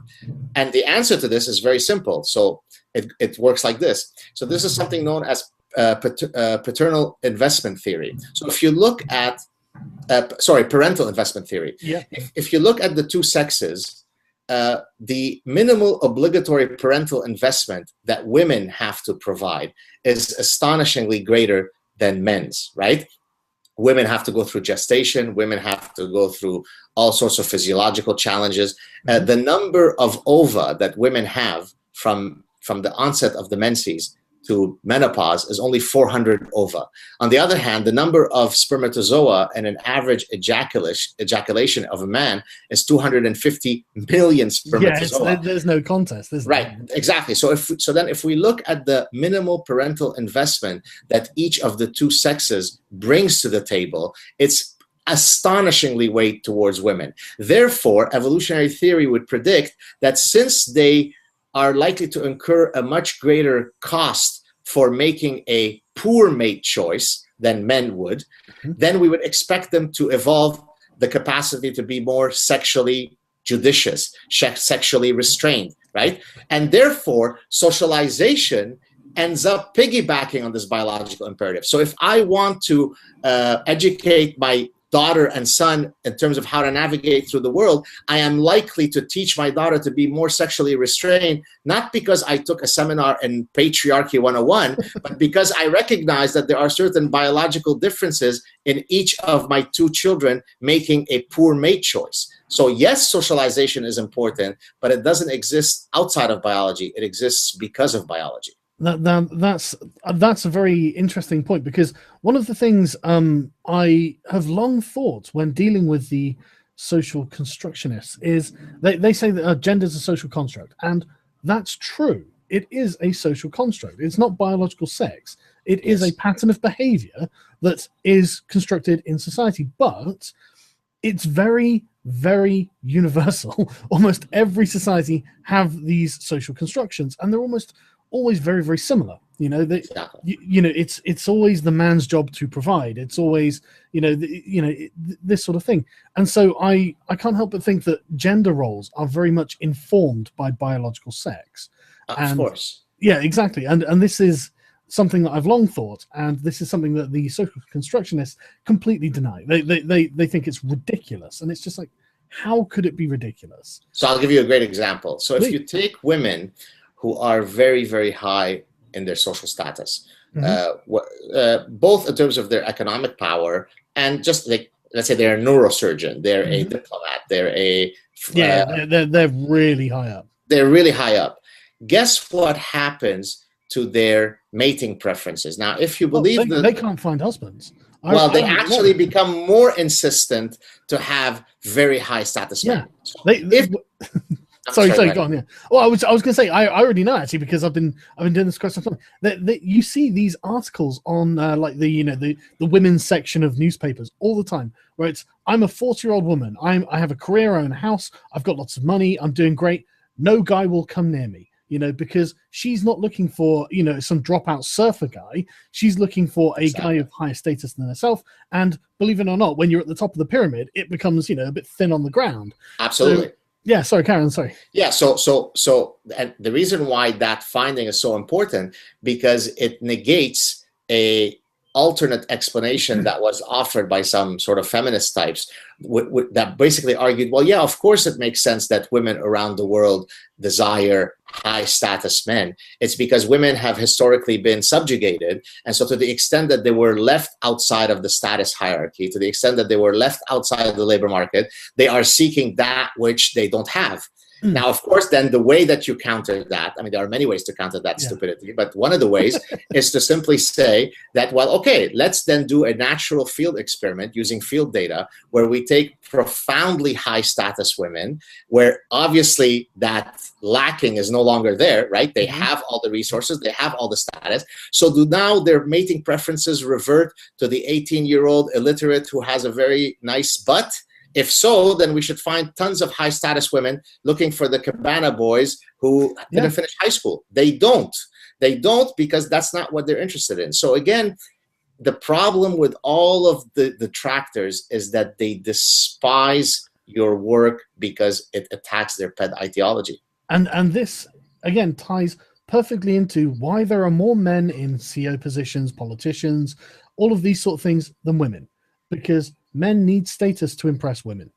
They always have done. They always will do, I think. I don't see this being a biological imperative that's going to disappear anytime soon. And so this is why the feminists have had such problems, like getting women into politics, getting women to the top of companies. And then like there was I know this is just a small anecdotal thing, but I was watching an interview with a female politician in Britain called Edwina Curry, and then the editor of Cosmopolitan magazine, and they were having an argument as and Edwina was like, look, the problem is women just aren't going for these jobs. You get some women like me who want to do it, but the overwhelming majority, they're just not interested. And so they're having this back and forth, and eventually she's like, well, why didn't you go into politics? And then she just replies, because I didn't want to. Right. There's your answer. Right. Yeah, you right. just don't want to, Right.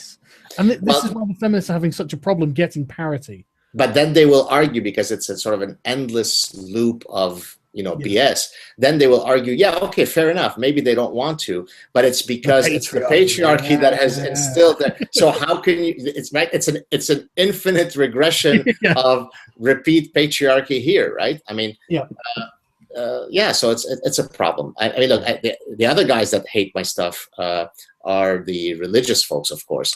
And so I was invited once to a rabbi's house, and I actually wrote about this in one of my Psychology Today articles. And so when he introduces me to the people, this was for a Shabbat dinner, a Sabbath dinner. And so I walk into his house, and he says, this is Professor Saad. He's an evolutionary behavioral scientist. Now, I don't know exactly what he studies in terms of evolution, because we all know that evolution was falsified. Oh, God. Yeah. How could they ever be on your side again? Right. And how gracious and hospitable to introduce me that way to his, Sabbath. Right. And so I just kind of smiled, and my wife kind of, swallowed her thing, not knowing whether I was going to come out swinging. I said, hey, Rabbi, this is your home, so I'll plead the fifth. And I didn't say anything else. But, so you got all sorts of religious folks who'll say, but, if evolution is true, where is God in the mix? And so, it's endless, the number of folks that hate you for what you do. Yeah, I would rather deal with these sorts of social constructivists and the critical theorists rather than the religious folk, because at least they're trying to work from something that is temporal, something that might have an internal logic to it. But when you get to a position where it's like, well, where's God? It's like, well, I mean, what do you say to that? Well, where's God? Well, I don't know, somewhere else, I guess. Right. Not really. So do you find you get a lot of hassle from the more sort of orthodox religious types? I mean, not horrible. I mean, not death threats or anything. But certainly I get more gentle blowback. So, for example, let's take it in the context of the university. Mm-hmm. I will once in a while, not very often, but once in a while, I will have a student who will sort of approach me, usually very respectfully, and he or she is kind of torn, right? Because they've been exposed to a particular narrative, typically from their religious upbringing, that now goes square against some of the things that I am teaching in class. Yeah. And so you feel them, they're conflicted. So they're not hostile, they're not disrespectful. They really are searching to find a way, because they're obviously listening to all the stuff I'm saying and saying, geez, this makes a lot of sense, right? I mean, I really... But it completely contradicts what I've been taught my whole life. So how can I now shed all that stuff that how could I unlearn it? And of course, I have them for 13 weeks in a semester, whereas, somebody else has had them for 22 years or 25 years. And so, the challenge is tall, but I try to do my best. And so this is really where I often see sort of the schism between religion and what I'm talking about, in seeing how students are trying to reconcile the two. One thing I think is interesting about that as well is I think that people, from my experience, I actually should apologize to some of my subscribers. I'm very much sort of politically left libertarian, and I did a bit of a straw poll with my subscribers the other day, and they overwhelmingly came in very similar politically to me. But I'm not the sort of left-leaning person who won't talk to the right, because one thing that you find these days is that the more extreme wings, they don't want to have anything to do with each other. They think that they either think the other side is retarded or immoral. They think that there are some deep flaws in the people who hold these positions. And so I've spoken to sort of like more right-wing people like Stephen Crowder. He's right-leaning libertarian. So we're on the same page when it comes to authority, But we're just, it's on slightly different sides of the aisle when it comes to social responsibility, which is fine. And that's the thing. I don't like to think of myself as being dogmatic. So I'm happy to let him have his opinion. I'll disagree with it. I'll give my reasons. He'll give his reasons. Interesting. He might persuade me. I might persuade him. But people have been treating me like, or certain people have been treating me like. Why did you give him a forum? Exactly. Why did you even talk to him? It's like, well, it was a conversation. We didn't get married. It's I haven't converted to his religion or anything. Right. And then people on his side, have done a very similar sort of thing, and so it's just, I can't remember where I was going with this now. No, probably I think you're maybe making the point that these extremist groups live in polarized worlds where they never interact. Yeah. So they can't benefit from some of the positions that the other one holds, right? They always ascribe the most nefarious causes to the other camp, right? So the folks over there, the red team, must be a bunch of devil worshippers and Nazis. And so why would you ever give them a forum? And regrettably, that's exactly what happens in universities, right? So for example, I am all for women having the right to choose in terms of the abortion issue, right? But I also recognize that some student groups may have, for all sorts of reasons, an opposing view, right? Now, I think it's grossly inappropriate to basically argue that if you are, pro-life, as the term goes, that you should be shunned from university discussion. Even though I disagree with their position, they have a right to debate the issue, right? And so I think generally what's happening in universities is, if you don't ascribe to the right positions, shut your mouth. Go ahead. Oh, sorry. Yeah, I've just realized what I was trying to say with that. Yes, go ahead. What I was thinking is, basically, as I understand it, or as I see it, as I observe it, it seems that the right wing thinks that the left wing is extremely stupid, and the left wing thinks the right wing is extremely evil and immoral. So this, this is, I think, the difference between them, because they're very similar on a lot of issues, but just the opposite sides of the coin.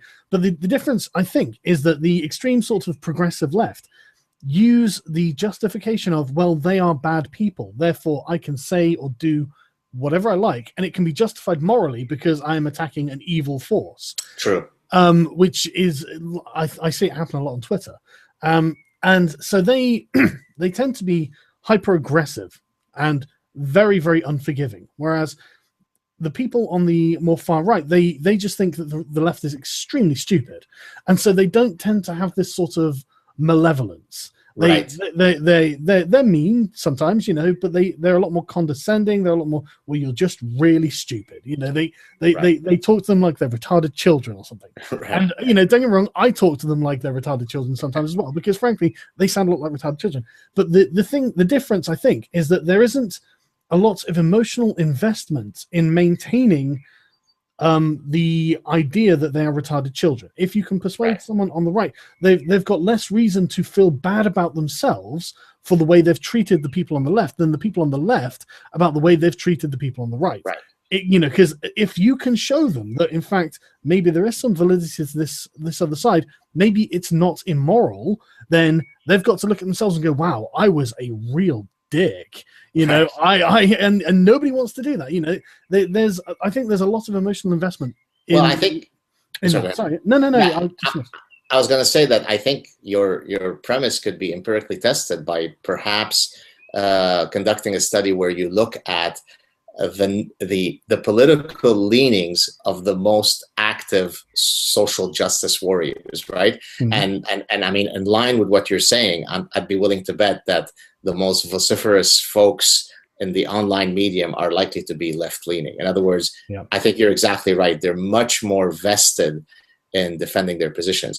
Now, but just to speak about the right versus left issue, I actually despise these types of sort of coalitional thinking. I think that a truly intelligent person is one who is nuanced in their thinking. In other words, I don't support Manchester City or Manchester United and I will die for the cause. Rather, I support ideas. So there are specific ideas that the left comes up with that I'm in complete agreement with, and then there are other ones that I'm in agreement with the right, and therefore what defines me is my individual identity that allows me to navigate through all of possible issues.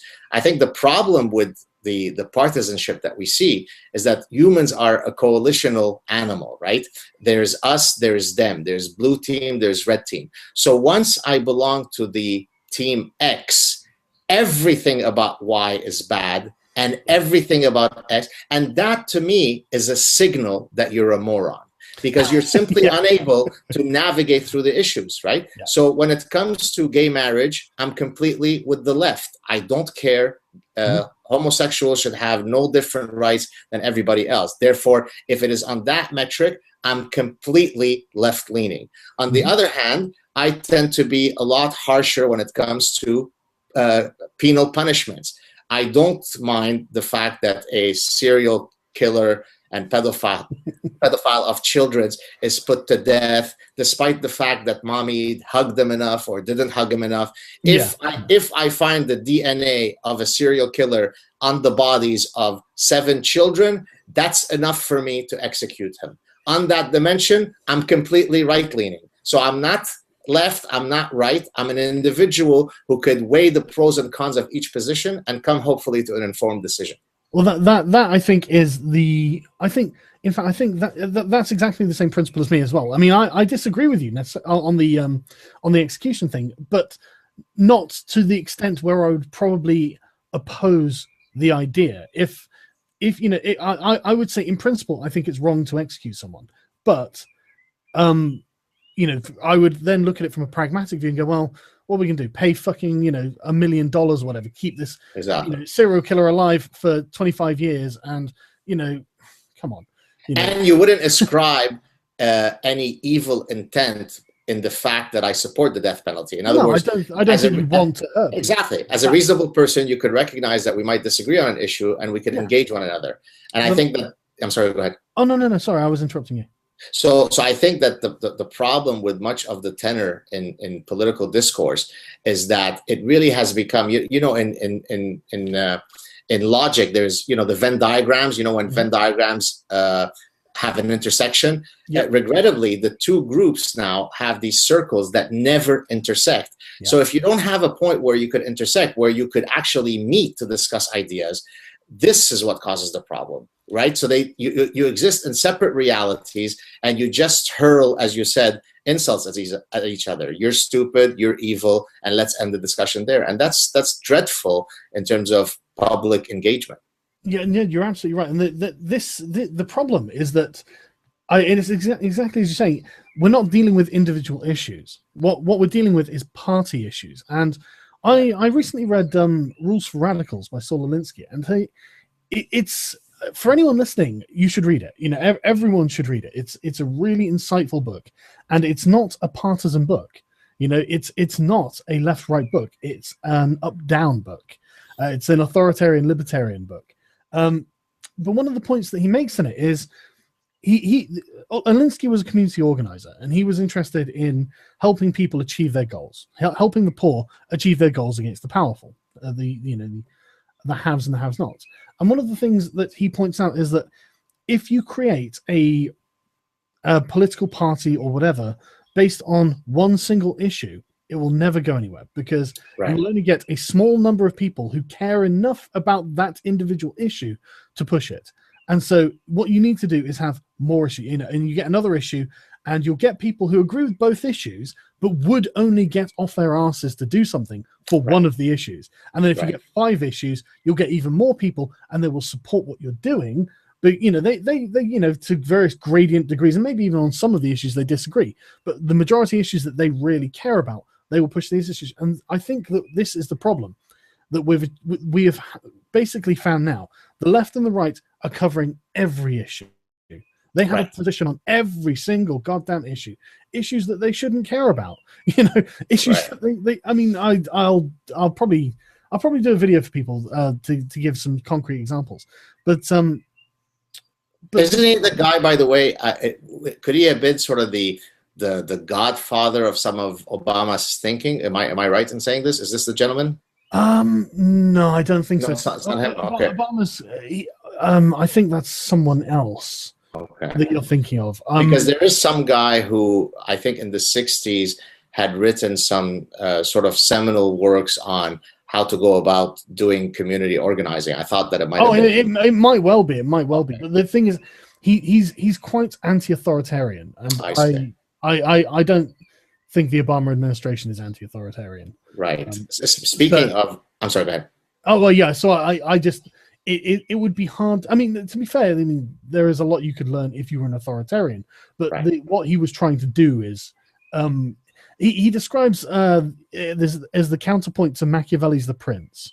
You know, the Prince is designed to help the haves keep what they have, and his work is to help the have-nots take it away.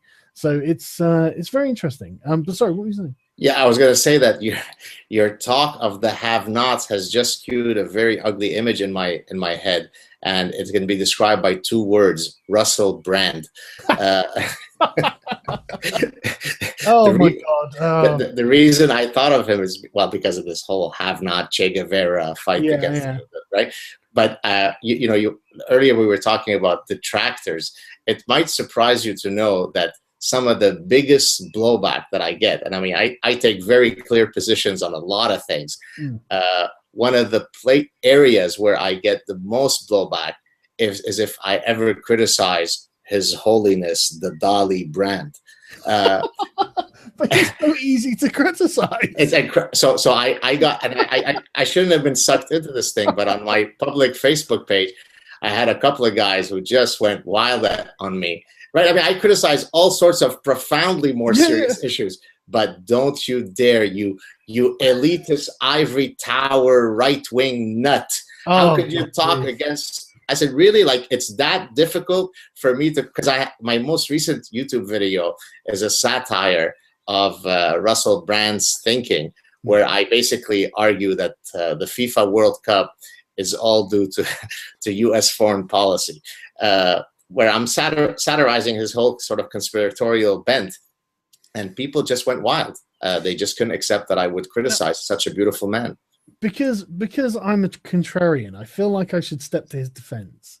Okay, here we go. At least to a certain degree. Now, Russell Brand is a hippie. He doesn't know as much as he thinks he knows, and what he knows, he doesn't know as well as he should. There's no getting around it. There's simply no getting around it. Right.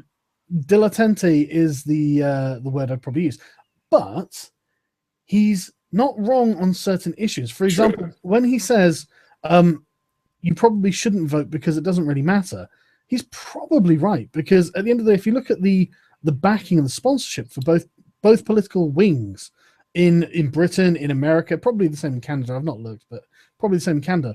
You find that they're not trying to change the system per se, and the system is very much a corporatist system.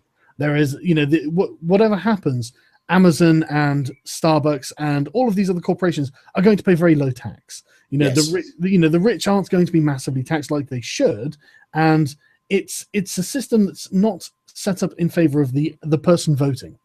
So whichever one you vote for, it's not going to be a vote in your favor. As a person, really, you're going to, unless you vote for a tiny party no one's ever heard of, because they never get any press, because it wouldn't be in favor of the people who are running the system.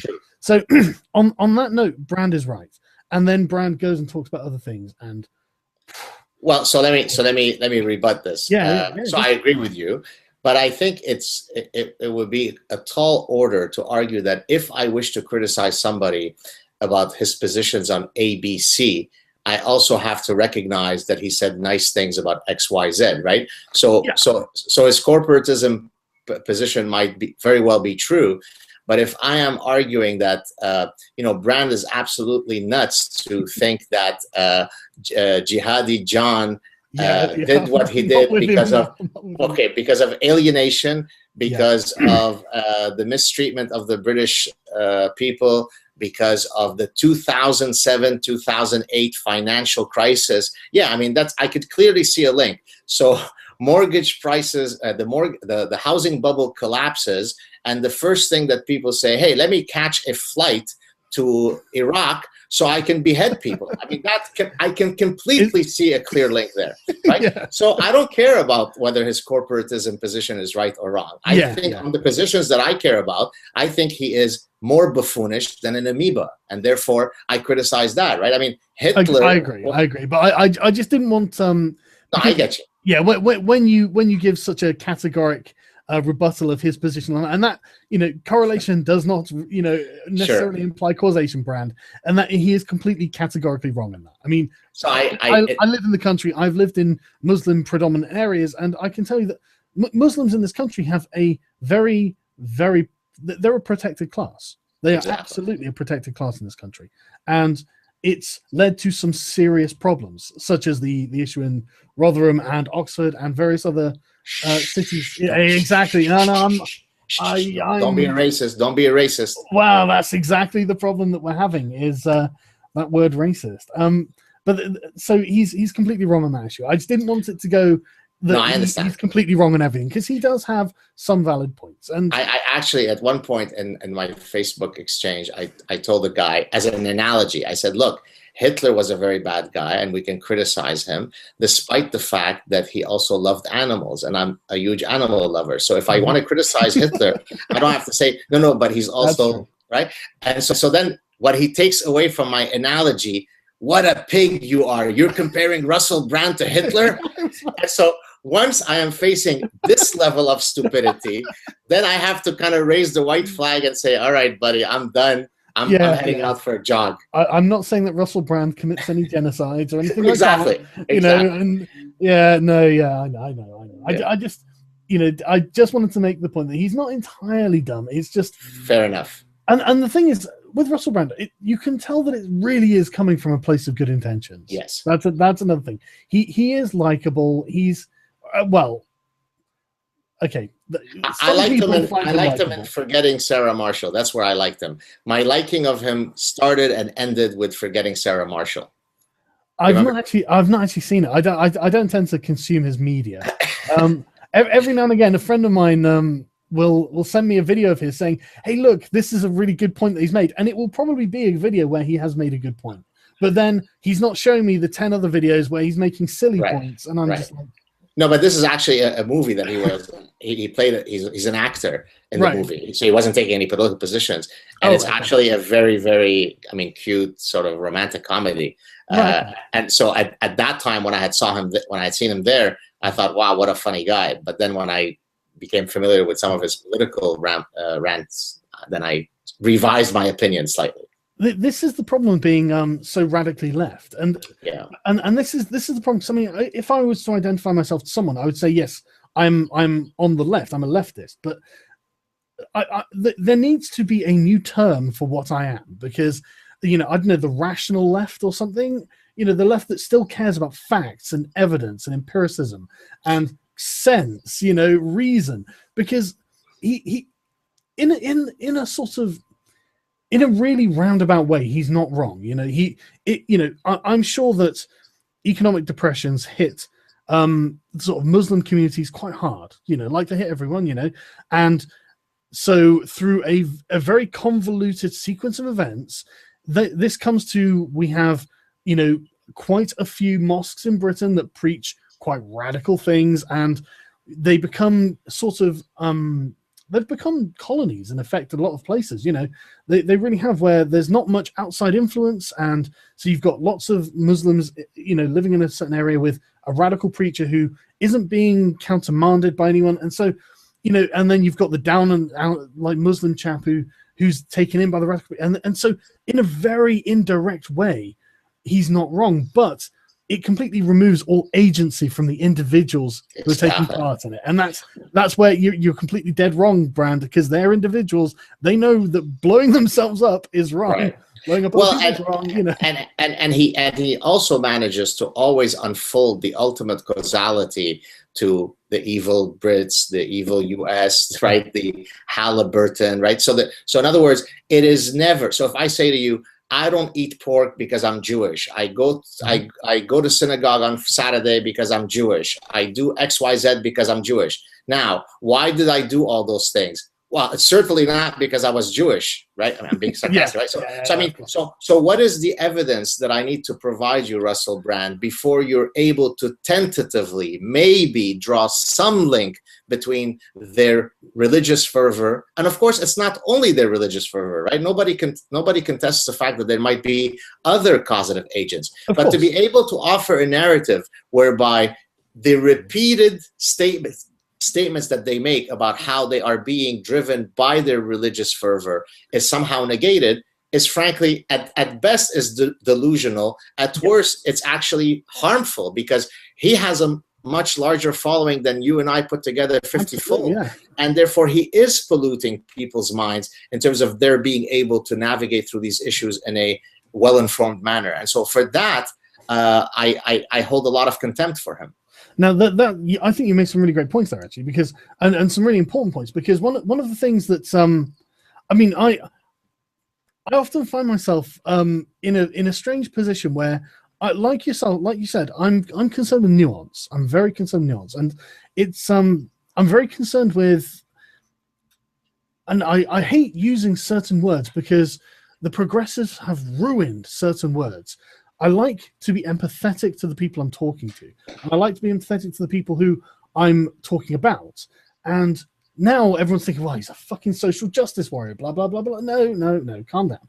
There is still merit in being empathetic. Sure. Despite the fact that, you may come to the conclusion that they're still in the wrong, even if you understand their reasons for doing things. And so, I keep talking myself around and then forgetting my point. Because it's my good looks, they're overwhelming you. Yeah, exactly. So to say that Islam plays no part in Islamic radicalization and suicide and terror is absurd. It's ridiculous. But like we've been saying, there are other factors that lead up to it. It's not the be all and end all. Exactly. And so it's one of these things that, like with all things, there are just going to be dozens of reasons, probably, for each individual to end up taking the sort of radical path. And I mean, a lot of it, the problem, I think, is the fact that it's asymmetric warfare. Right.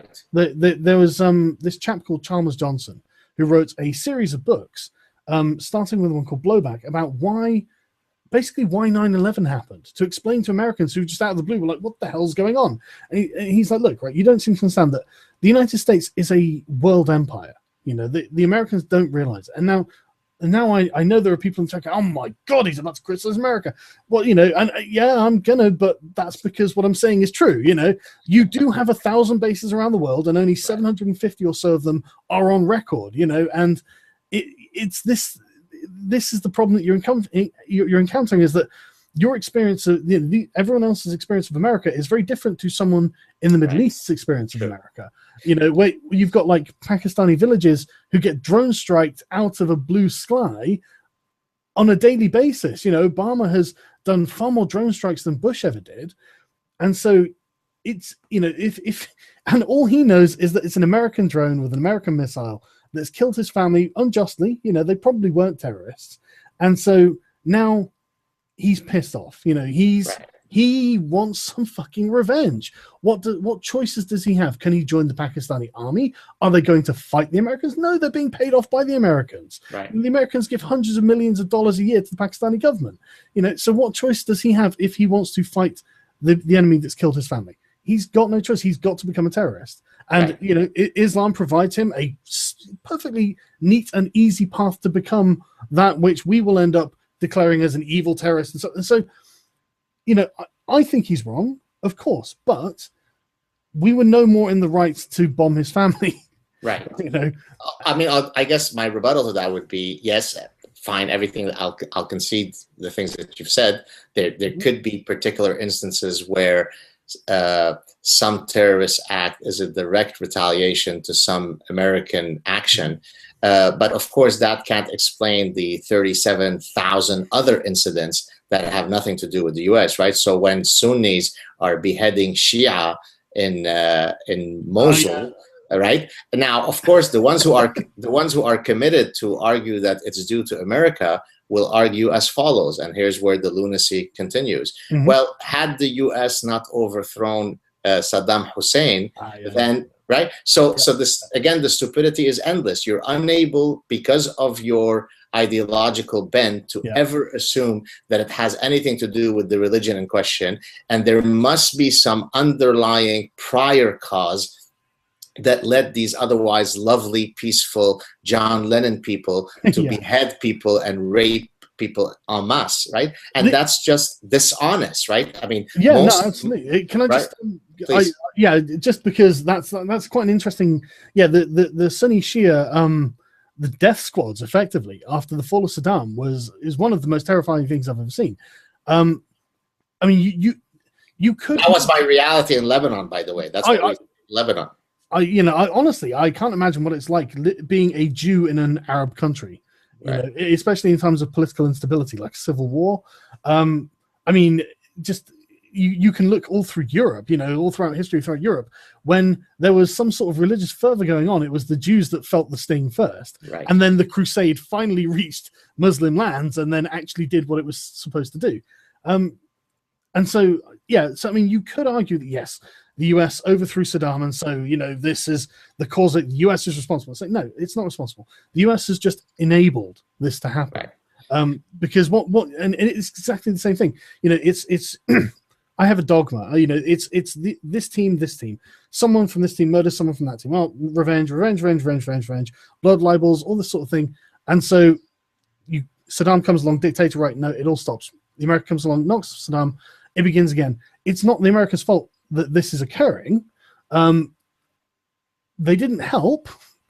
But surely it's dishonest to unfold history until you get to the villain that you want to get to. So I did a YouTube clip where I was satirizing that position, and I said, look, if we're going to unfold history in this way, we really need to blame our ancestors who walked out of Africa for the current. That's exactly it. That's right. Because had they not walked out, then the U.S. would have never come to be. So really, it's you got to go after Homo erectus, baby. They're the real cause of ISIS. So I mean, it's ridiculous, right? I mean, the guy who was. I'm sorry. Go ahead. Sorry. Yeah, I just want to. I don't feel that I've finished quite explaining my position. Just because. I'll get stick from people in the chat if I don't. So basically what I'm saying is whenever an individual takes an action, the responsibility for that action lies entirely on that individual. That's my personal belief. They will have all their reasons and rationalizations for it. They will say, Sunni guy killed my Shia daughter or whatever, and so I must now kill him. And like you said, it's an endless cycle that's just going to go round and round and round because people do things for reasons. So I think, and this was the argument I made to an Israeli friend of mine in a conversation with him a long time ago about Israel and Palestine. I was like, look, right, basically, if you want the options in Israel and Palestine are you either eradicate the Palestinians or you stop shooting them. There are your choices. They will attack you, and you'll just have to endure it. You've got the Iron Dome, so you're as protected as you can be. Because at the end of the day, like you're saying, there's no going around in circles. There's no winning. There's no unraveling it. It's so someone has to effectively be the bigger person and take it on the chin and say, well, the buck stops here. Whatever we're doing has to stop. But I'm just moralizing now, like an idiot. So, it's your show. I'm just the prop. No, not until you're my guest. Christ, I'm not sure. I'm not sure if I would agree with the passive. Let's take the high moral ground when it comes to the Israeli-Palestinian. I think the reality is one has to look at what is the underlying ultimate desire for each of the two groups. And here, of course, maybe you'll get flack, maybe I will get flack, but it doesn't matter. That's okay, yeah. The reality is that I think it was Golda Meir who said that if we were to lay down our arms, there would be a mass genocide. If the Palestinians were to lay down their arms, there would be peace. Now, the point of that is basically that, look, I navigate amongst Arabs and amongst Jews. My mother tongue is Arabic. I've never sat down with a bunch of Jews. Now, I don't mean to imply that there aren't Jews who hold extremist views. Of course. But it is not part of the ethos of the values of most Jews to kind of sit around and say, death to Arabs and so on. If anything, most of them are incredibly progressive and liberal and so on. On the other hand, if I sit down, now again, this doesn't imply that all Muslims are bad. Most are terribly nice and so on. And I know that better than most because I grew up in that world. Now, on the other hand, if you sit down with a lot of the folks from the other camp, it will very, very quickly disintegrate into calls for mass genocide. In other words, one group has defined its identity in part as a contrapoint to the existence of the other group. Anybody who doesn't agree with that is either blind or is dishonest, right? I agree with you. I agree with you. So that's the problem. Yeah. The problem is that as long as one group actually views it as imperative to rid the region of these other, I mean, think about all the other countries where in the Middle East where Jews were there thriving in the millions. What happened to them? Where are they? Right? And this has nothing to do with Israel. What's happening to the Christians in those lands? So we have to also recognize that, and of course, this doesn't mean that Israel doesn't do a lot of things that I disagree with, right? So it's not as though no, of course, I wasn't. Yeah, I don't assume the very end of the spectrum as soon as you take a step in that direction. Exactly, and so I think the issue is that there has to be a recognition, at least as far as I'm concerned, that these two people have to coexist in that region. And as long as the narrative, maybe of not the majority, but a very, very sizable minority, to be charitable, is that death to Jews, and that's seen on TV and radio, in soap operas, at the mosque, it's everywhere. I agree. It's I've seen children's cartoons from exactly Palestine or Jordan, one of the nations near Israel, where they had kids on TV saying death to Jews and stuff. So look, growing up in Lebanon, I tell you a very quick story. Where I'm maybe 10 years old, the teacher says, everybody get up and tell us what you'd like to be when you grow up. So when I grow up, I want to be a policeman. When I grow up, I want to be a soccer player. And so Hisham gets up. I still remember his name. I think that was his name. And says, when I grow up, I want to be a Jew killer. Everybody starts chanting, Jew killer, yeah, Jew killer, Jew killer. Yeah. This is in moderate, tolerant, pluralistic Lebanon, right? And I could share with you 17,000 other such stories. Now, does that mean that most people were rabid killers? Of course not. But is it something that is pervasive throughout all of the fabric of society? Absolutely. Could I go anywhere in the Middle East, wear a T-shirt saying, I am Jewish, I love Jews? No. So we have to recognize those realities. Now, that doesn't mean... Sorry, I don't mean to keep interrupting. It's just that... Please. Okay, now I completely agree with you. That what you've said is completely true, and there is no point at that where that's not true or in doubt in my mind. However, that also doesn't invalidate the truth of, say, Hamas's. The predominant recruits of Hamas are probably people who have lost family members to Jewish military. To the Jewish military, right? Yes. So at no point does that discount the reality of that. And true. And it's not like Islam has always been focused on killing Jews. I mean, we know that all throughout history. I mean, hell, in Al-Andalus in Spain, medieval Spain, the Jews got along brilliantly there until the Christians reconquered it and kicked them and the Muslims out. It was they were flourishing under Islamic rule. So it's not like Islam is inherently against the Jews. What the problem is, modern political issues, and so I think this is heavily propagated by what has happened with the expansion of Israel into Palestine. There's no doubt that Israel has expanded its territory into Palestine, and it's and I'm not saying that Israel's evil, because state actors, there's no point in describing a state as good or evil. They're not moral actors. So there's no point describing Israel as good or evil, or in America as good or evil. But there's no getting around the fact that Hamas's recruits come from people who have been damaged, had their lives severely impacted by Israel and wants to get vengeance. And that then becomes part of the justification. We hate the Jews. It's the Jews of Israel doing this. It's Jews, and it becomes, as you said, part of the cultural fabric of the Middle East. While Israel stands, the Arabs around them are looking at it going, fucking Jews, look at what they've done to our fellow Arabs and whatnot.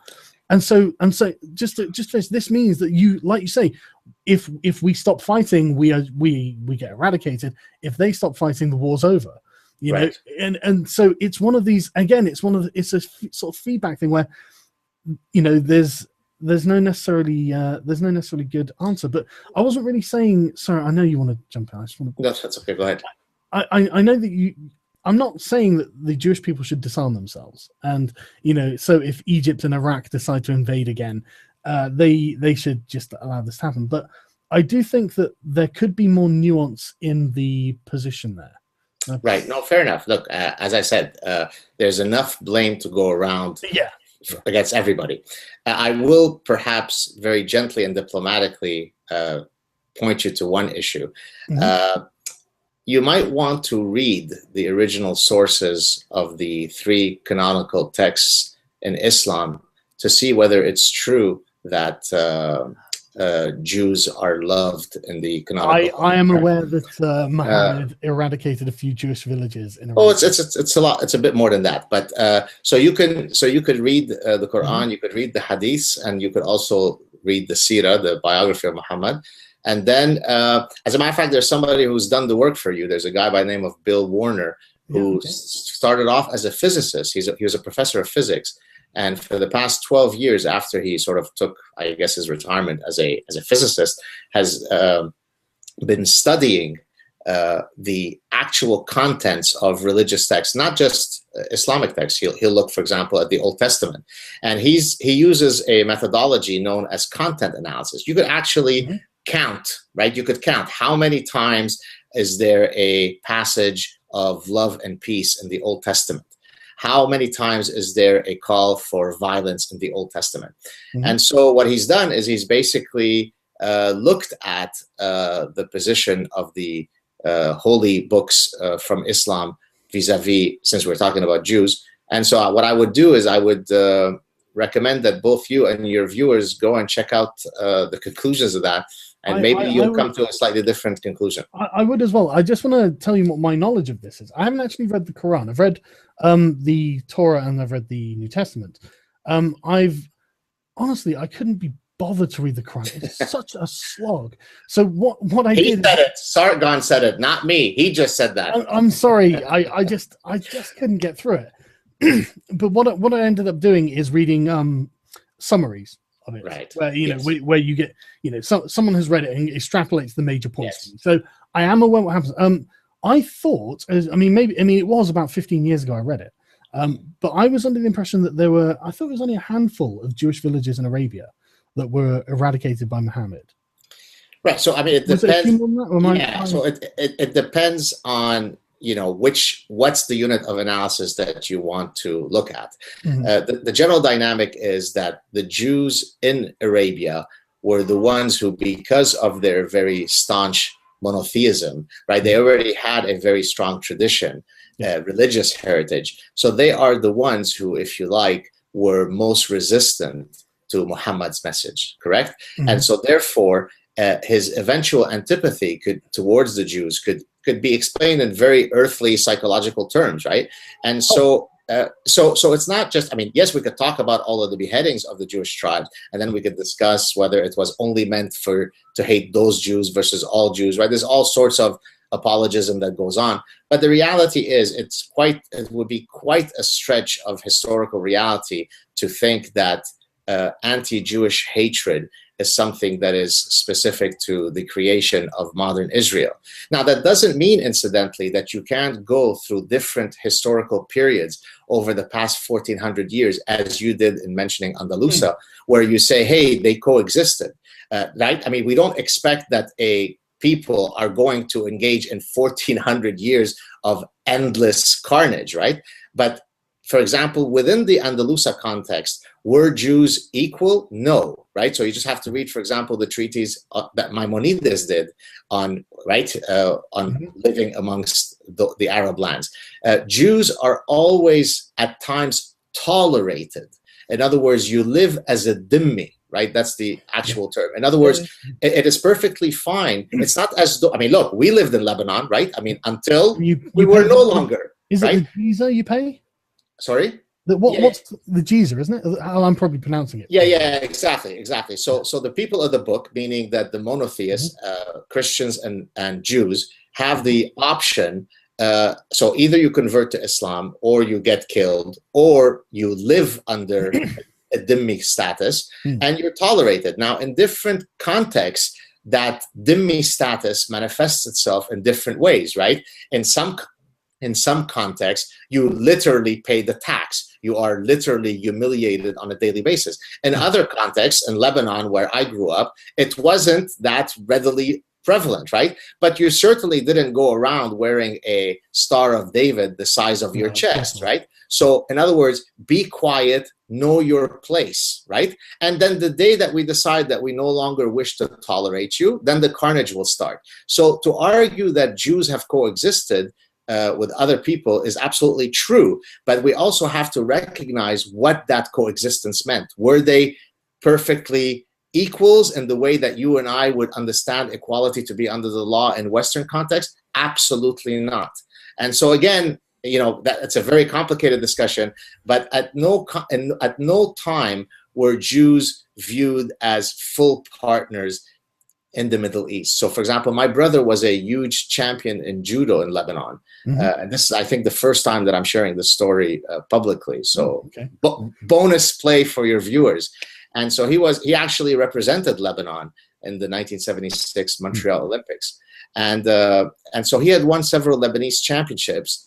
And this was becoming embarrassing. It's not good for this Jew boy to be, especially in a warrior sport, to be winning. And so he was visited by some guys who told him that regrettably he would have to retire. Otherwise, accidents can happen where he ends up, at the bottom of a river. And so my family decided that it was too dangerous for him to stay in Lebanon. So he then moved to France to pursue his career there. Now, was he beheaded? No.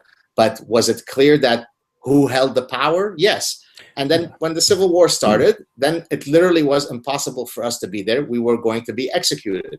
So, we need to understand what pluralism means in the Middle East. It doesn't mean as you understand it in the West. Yeah, I just want to stress, I wasn't necessarily trying to argue that Islam is a tolerant religion.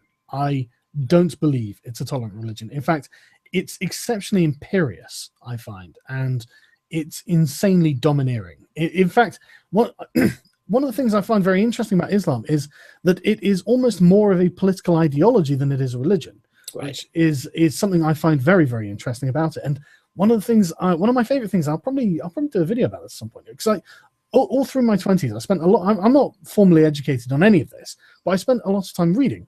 Just reading the text, reading books about it, and I just enjoyed reading it. And so I'm happy to concede when my knowledge is lacking. No, but you're exactly right about the political and spiritual element, because it's very interesting, though, isn't it? Sorry, go on. Yeah, so there are two. This you may or may not know. So if you know it, I apologize, but maybe your viewers might be interested. There's in the Quran, there's the Meccan period and the Medinan period, right? And so the Meccan period is where Muhammad was trying to proselytize in a very peaceful manner. Yeah. And I think, if I'm getting my facts right, I think in an 8-year period, he was able to basically attract 150 people to his message. 150 people in 8 years, that's not much of a conversion rate. No. And then when he then moved to Medina and took on a much more, to put it charitably, political bent to his proselytizing, right? Then he suddenly got a lot more adherents to follow, and then it spread. And so I think I think that's what Ayaan Hirsi Ali is trying to argue in her latest book. If only the Meccan message is the one that is retained, which really contains some of the spiritual parts, that's some of the spiritual beauty of Islam that comes out. Once we incorporate some of the supremacist, less tolerant, more political, more invasive elements, then I think that's the part that we have a problem with. So, of course, there are many elements of Islam that are quite beautiful, quite refreshing, quite spiritual, but that's precisely because they are within the spiritual realm. That's actually something I've long said. There needs to be some sort of reformation of Islam to divorce the political ideology from the spiritual aisle, from the religious aspect of it, really. But I wasn't necessarily trying to argue that Jewish people were equal under Islamic society, and I'm not suggesting that Jewish people in the Middle East should live under Islamic societies. I think that would probably be a very bad idea. And I really, all I was doing is trying to argue the counterpoint, as I think it would be argued by, say, like an Arab intellectual. But I can see that there are a lot of things that I disagree what Israel does. So absolutely, I wasn't trying to. I got you. You know what I mean. 100%. Yeah, absolutely. And as a matter, and that's what sometimes frustrates me, because not in what you're saying, but people think that if you support Israel, that means you support everything that they do. And again, going back to my argument about nuanced thinking, right? I could support the right for Israel to exist, but I can disagree with actions A, B, C, D that it takes. On the other hand, I also find it quite suspicious when somebody will engage in vitriol where the right of Israel to exist is questioned. So again, it's all about nuance. A clear thinking person is able to look at the Israeli-Palestinian situation and say, on these points, I'm completely on the Palestinian side. On these points, I think the Jews have a good point. And that's what constitutes an intelligent discussion. And I think, especially when it comes to this debate, both sides can be quite, the Venn diagrams never meet. Yeah. It's a lot worse than the political situation in America, isn't it? It is. But yeah, absolutely. And one of the things that I think, I think a lot of people, particularly in American universities who very much support Palestine, is they act like the Israelis have got no right to say that we are going to defend ourselves. And I find that ridiculous. I mean, I always want to say, look, if you were them and you were considered yourself under attack, you would feel that you had every right to defend yourself. And don't get me wrong, and that's what I feel that I have to argue against a lot of the time when I'm talking to Israelis, is like the Palestinians have every right to do the same thing if they feel that way. It's but again, it's a giant convoluted mess. It really is. And my prediction, and you'll have it on tape forever, I truly don't think it will ever be resolved. In other words, you and I can meet in 30 years, and I can almost guarantee you that we'll be at exactly the same state. I think that it would be resolved if ever the balance of power were to tilt towards the, let's call it the non-Israeli side, and if they were to militarily win. And I think you know what would happen at that point. I agree. I think the only way it's going to end is in the arguments necessary, the conflict is going to end is in a victory for one side or another. But I think we know from today that one side has all the military might to end the conflict today, yet they choose not to, correct? That's now, true. the others could. It'll take exactly 15 minutes, correct? Yep. On the other hand, what I'm saying is if we flip that balance of power one day in the future so that it is exactly symmetrically opposite, then the issue will be resolved. And I think you understand what I mean. Absolutely. In a vacuum, that is exactly what would happen. But I do think that the United States would step in. I think that if Israel suffered a catastrophic military defeat, multiple times, say, so there were literally no more fighting men in Israel, I can't imagine the international community would stand by. But how would you intervene? So, for example, if Iran were tomorrow to have the capacity to have nuclear bombs and the capacity to deliver them, then any response would be long late, because 3 of those, and it's bye Israel, right? So yeah, you're absolutely right. And again, I'm not necessarily arguing for the other side. I'm just, this is what I think they would say, right? But yeah, it's a sticky situation. And I tell you, I as somebody who is both Lebanese and Jewish, but of course I'm also an atheist. There are so many. I'm Lebanese. I'm Arabic and everything, right? It's my mother tongue. It's my culture, and so from a strictly sort of neutral perspective, I long for a day where you know how hurtful it is for me that I could never take my children today to Lebanon and maybe do a visiting professorship at the American University of Beirut where they could learn their mother tongue, which is Arabic, right? I've got nothing to do with it. I can't even imagine.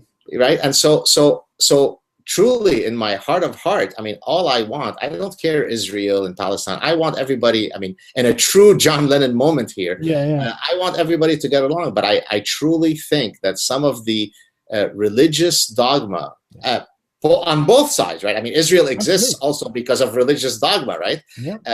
That unless you eradicate that, the issue will never be resolved. As one atheist to another, I'm in full agreement that religion doesn't bring any benefits when it comes to political strife. Very true. Very true. You know, if you've lost a loved one and you need solace, it's perfect. You know, as an atheist, I've got nothing there.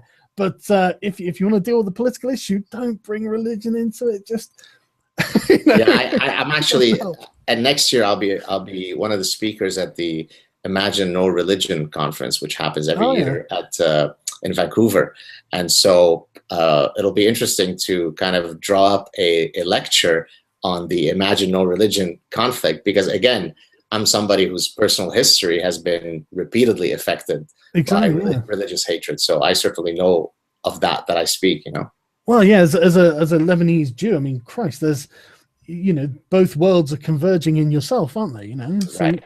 You should be playing the identity politics game with that, you know.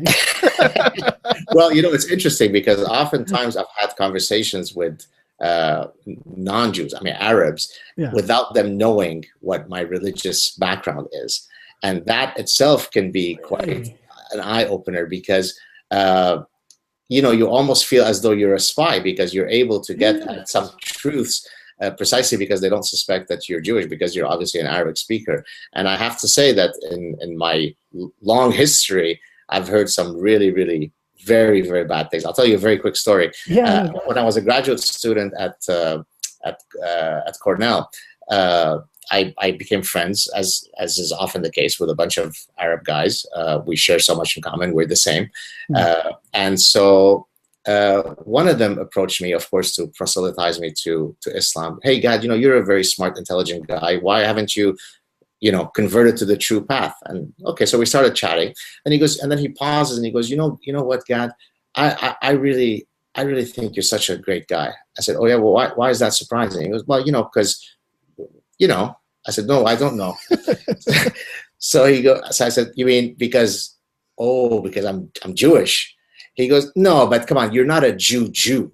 I said, right. So I said, no, I am a Jew. He goes, no, come on, God, don't be silly. You're not a Jew.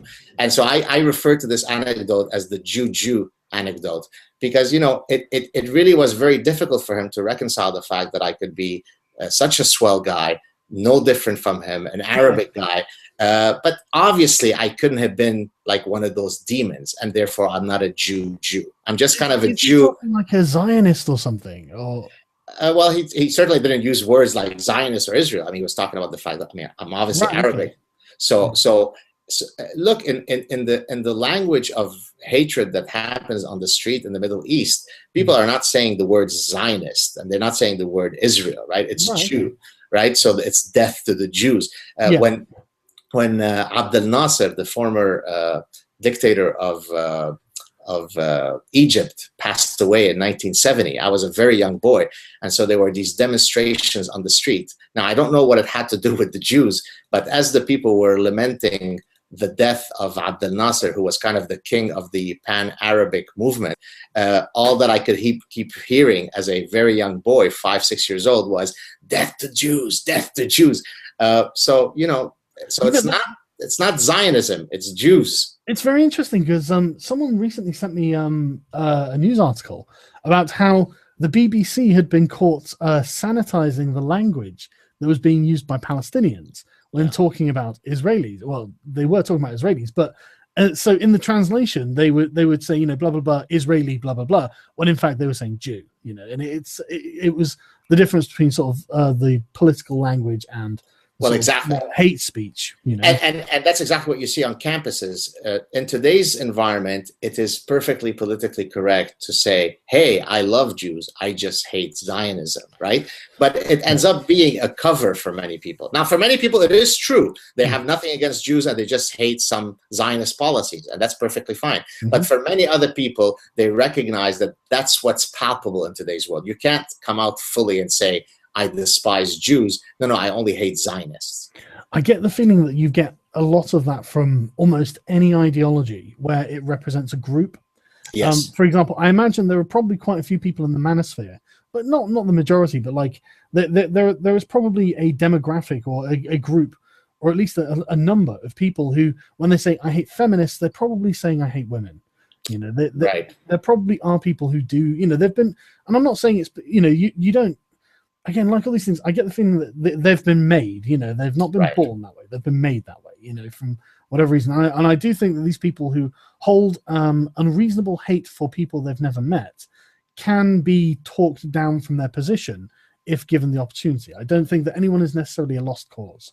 You know? Oh, well, that's a wonderfully optimistic position. It is optimistic. It is. I understand. No, but I hope that you're right, because I hope I'm right too. You know, look, the end result is, and I love to use this analogy. If you look at companies in terms of the legal right that they have to advertise to children, that's very regulated, right? So the argument is that children don't have the cognitive capacity to counter-argue against advertisement, and therefore it is ethically, morally, and legally inappropriate to say target them for selling them chewing gum or cereals, right? Now, on the other hand, right, as soon as I finish making that statement, it is then perfectly appropriate, legal, moral, and ethical to take a child that comes out of the womb and feed him with endless religious nonsense. And I'm not talking here only about Islam. It could be Judaism, Christianity, right? So how is it logical and moral to protect our children from the evils of chewing gum, but we could take a malleable brain that is 1 day old and then feed him endless bullshit about religious dogma? That's the problem. So once you rid the world of the capacity to influence brains that are 1 day old, I think the Israeli-Palestinian problem will cease to be a problem. Hey, you're preaching to the choir metaphorically here. I think that if religion is something people should come to when they're adults, right? When they've it shouldn't be a part of public life. I fully support secular societies. This is genuinely why I think that Islam is in desperate need of a reformation. It really is. You've got to secularize Islamic societies, and the only way to do that is by reforming, like you were saying, exactly as you're saying. You need to emphasize the Meccan passages rather than the Medina passages, because it's so self-evident when you're reading through it to see the change in tenor of what Muhammad was saying as he became more politically secure. Right. And I really like looking at the situations in which religions are formed, the political situations, because you can see Christianity. It was very much hijacked by Paul of Tarsus, I think, and very much so. And it's only after Paul of Tarsus gets his hands on it becomes turn the other cheek. Until then, he's flipping over tables and whipping money changers and stuff. Right. And I think that Paul did this as a direct response to the Roman Empire. After the Seleucids, after the Egyptians, and then the Romans, there was no way the Jews were going to beat the Romans. There was just no way. It had to be render unto Caesar that which is Caesar's, render unto God that which is God. You've got to endure it, and the reward comes afterwards. Whereas if you look at the political situation that Islam was formed in, it was very fractious. There was no great power, and so there was room to be imperial. Right.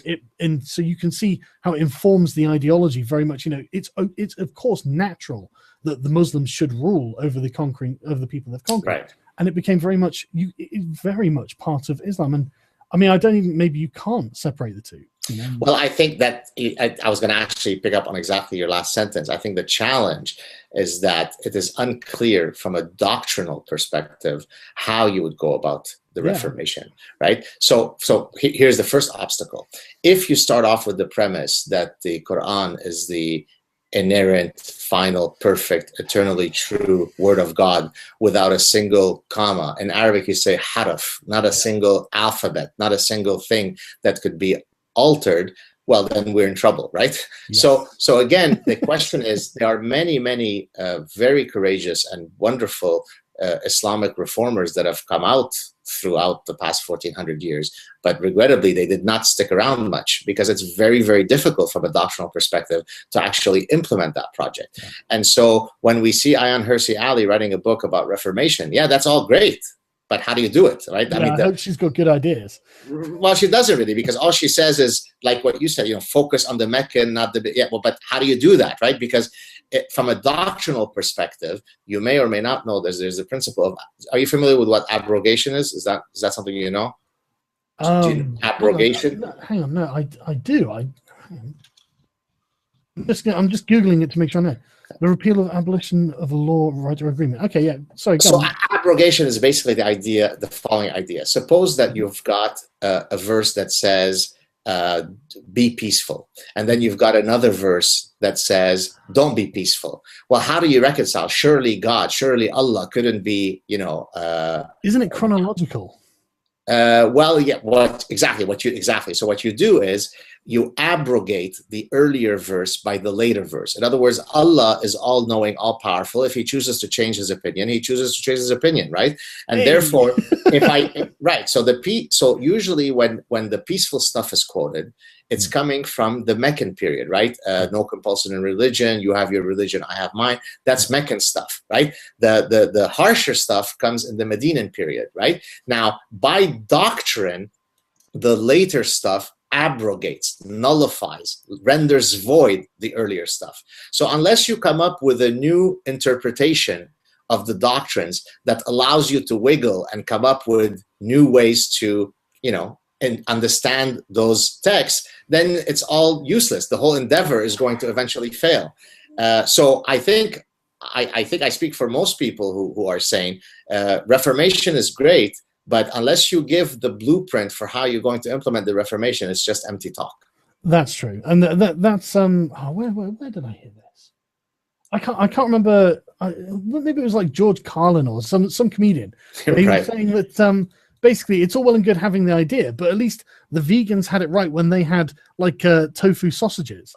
They were like, don't eat meat, eat this instead. They had a replacement. Right. Yeah. So there's you're exactly right. Well, God is in the details, right? Well, yeah. Forgive the pun. Yeah. Yeah. The last thing, it's all well and good me saying, hey, we need a reformation of Islam because, and the thing is, I don't think you can ever really strip someone's religion from them. If they believe it, they believe it. If they don't believe it, they don't believe it.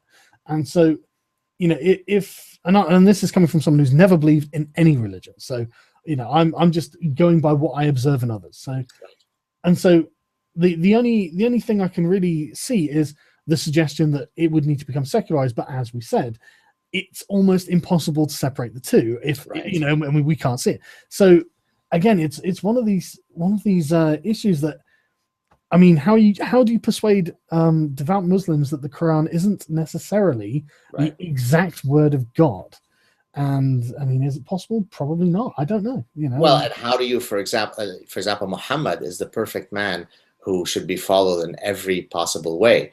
Now, if you're going to then say, let's not, sorry. Well, no, but that causes a problem, right? So if all of his actions are perfect, then we should emulate them. Now, if one of his actions, action X, is one that we may disagree with, well, how do we go about then saying, well, he is perfect, but we disagree with X? So that's where you get that schizophrenic approach where you really you're stuck between a rock and a hard place, at least for many of, and many of these folks, many of these Muslim people are very good friends of mine, and we've had these discussions, and it's very, very difficult. In the privacy of our conversations, they're able to concede points, but there is such an overwhelming community and doctrinal pressure to never question things that it makes it difficult for any reformation to truly take hold amongst the masses. That's the challenge. That just sounds exactly like feminists that I've spoken to.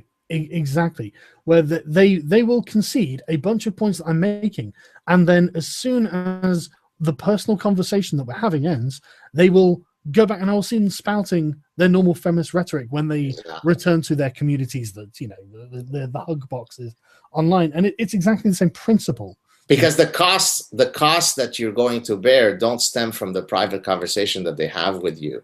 It stems from if they advertise their quote reformation to the group that matters, their family, their club, their mosque, their ummah, so yeah, if they're honest enough in the privacy of their conversations with you, they'll concede points. But once I get back out there and I'm a card-carrying member of the feminist movement, no, I never said that to Sargon. He's a liar. Yeah, no, the Quran is written by God. Right. Do you know what I find interesting is since we've brought it up, and I think this would be a good way to end the conversation. Sure. Feminism and Islam. You mean are they compatible? No, they're not compatible. Why don't the feminists hate the Muslims? because in the no, that's because in the well, I would maybe correct you, not to be politically correct. Rather than hate Muslims, it's maybe criticize Islam, right? Because that's what I meant. Yeah, of course, I know, but because you're going to get flack if I don't make of that course, point. You're right. You're right. Obviously, I'm not talking about individuals. I'm talking about the idea. Of course. But what's going on? I think it really it's victimology poker, and in victimology poker, depending on the poker hand that you're holding, allows you to win the victimology game.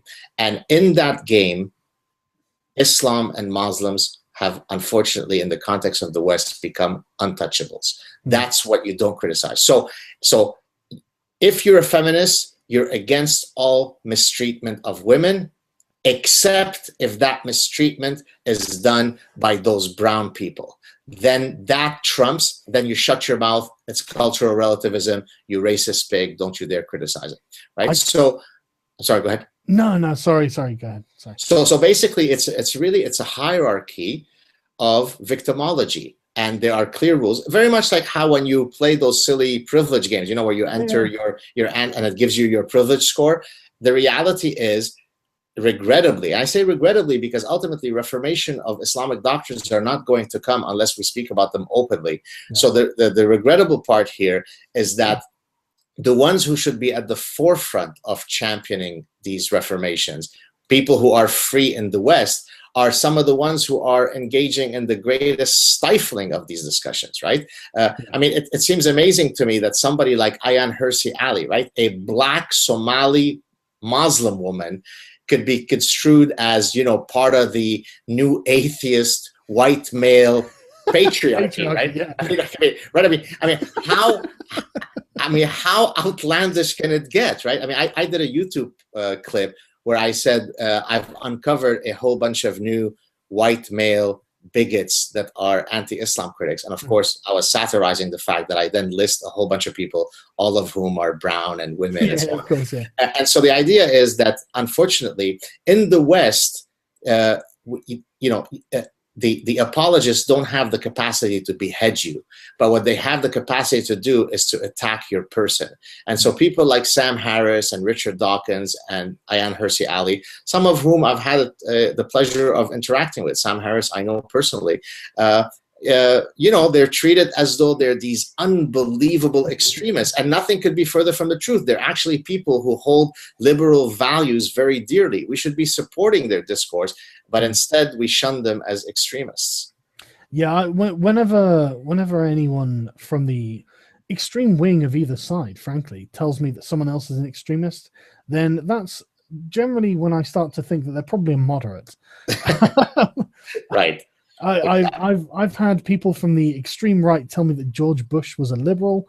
I've had the progressives on a daily basis tell me I'm right wing. I get the feeling that they have no idea what they're talking about on either side. Right, very true. But the feminist Islam thing, it's one of those things that I just can't believe they're capable of such monumental doublethink. I personally find the general Islamic treatment of women quite barbaric. This is why I'm not a cultural relativist. I look at it and think, well, objectively, that is a bad thing. That is objectively worse than my own culture that, thinks that every human being should be treated equally under the law. I don't think that it should take 4 women's word to equal a man or however many it is. I don't think that women should be stoned to death if they get raped. These things are ridiculous. Well, let me give you a great example from feminists, and I've also written and done a YouTube clip about this. Western feminists argue that the niqab is liberating, while the bikini is patriarchal oppression. Now, how do they come to that conclusion? By the following phenomenal gymnastics of logic. So rape, you see, has to be redefined. It's not just an actual physical penetrative act. The visual gaze, the male gaze, is a form of sexual assault. Therefore, to the extent that women are leered at via the oppressive male gaze, well, viewed under that lens, the niqab, which doesn't permit women to be leered at and hence visually raped, is liberating, whereas the bikini, which causes men to leer and hence visually rape women, is oppressive. And so I've actually had conversation with feminists who've argued exactly what I just said. It's actually written by some of them. So when you get to the point where your moral compass is so broken, where the identity of a woman is removed, right? I mean, she's in a black bag. We don't know who it is under that black bag. Yeah. Is viewed as more liberating than the individuality afforded in Western democracies, where a woman can choose to either wear a bikini or not, where that's oppressive and the other one is liberating. We're in trouble. We're in serious trouble. It defies belief, doesn't it? You couldn't make it up, because if you said that to someone, oh, I've written a book in which this is the case, they'd be like, no, that's stupid. No one's going to believe it. Right. You know, it would break their suspension of disbelief, you know, if this was fiction. But, exactly. Yeah, so I guess on that, I mean, we should probably call it a day there. But yeah, that was fantastic. I so enjoyed it. Yeah, thanks a lot for joining me. Honestly, it's a real privilege. I really appreciate it. Thank you so much for having me. So I hope that the people tune into. Do we want to do any of the promotional stuff, or you'll do it later on? You go ahead. You promote your. I've left links to the okay, great, professor's channel in the description. So you go ahead. You tell people what you do. So they could follow me at Gad Saad, GAD on Twitter. I also have a public Facebook page that they could easily find. So please send requests to my public page, not my private one. And then I also have a YouTube channel that I started last August, where I discuss many of the issues that we've been talking about for the past few hours. It's basically /C for channel Gad Saad. And so you could find it. Each clip is called The Sad Truth. And basically, I just go through the various issues. And so I hope that people will subscribe. And I want to end by saying that I am amazed. I am envious of the extraordinary viewership that you've been able to garner. I mean, I'm amazed that, please, oh guru, teach me the ways, because 130,000 subscribers and 23 million viewers, you must be doing something right. So congratulations on your success. Thank you. I think you'd have to ask each of them why they subscribe. I get the feeling they've probably all got individual reasons for it. And well, you're a charming host. I think that has a lot to do with it. Thank you. Honestly, it was a real pleasure. I really appreciate it. Thank you so much. Cheers. Thanks to everyone for watching. Take care, everyone. Cheers. Bye.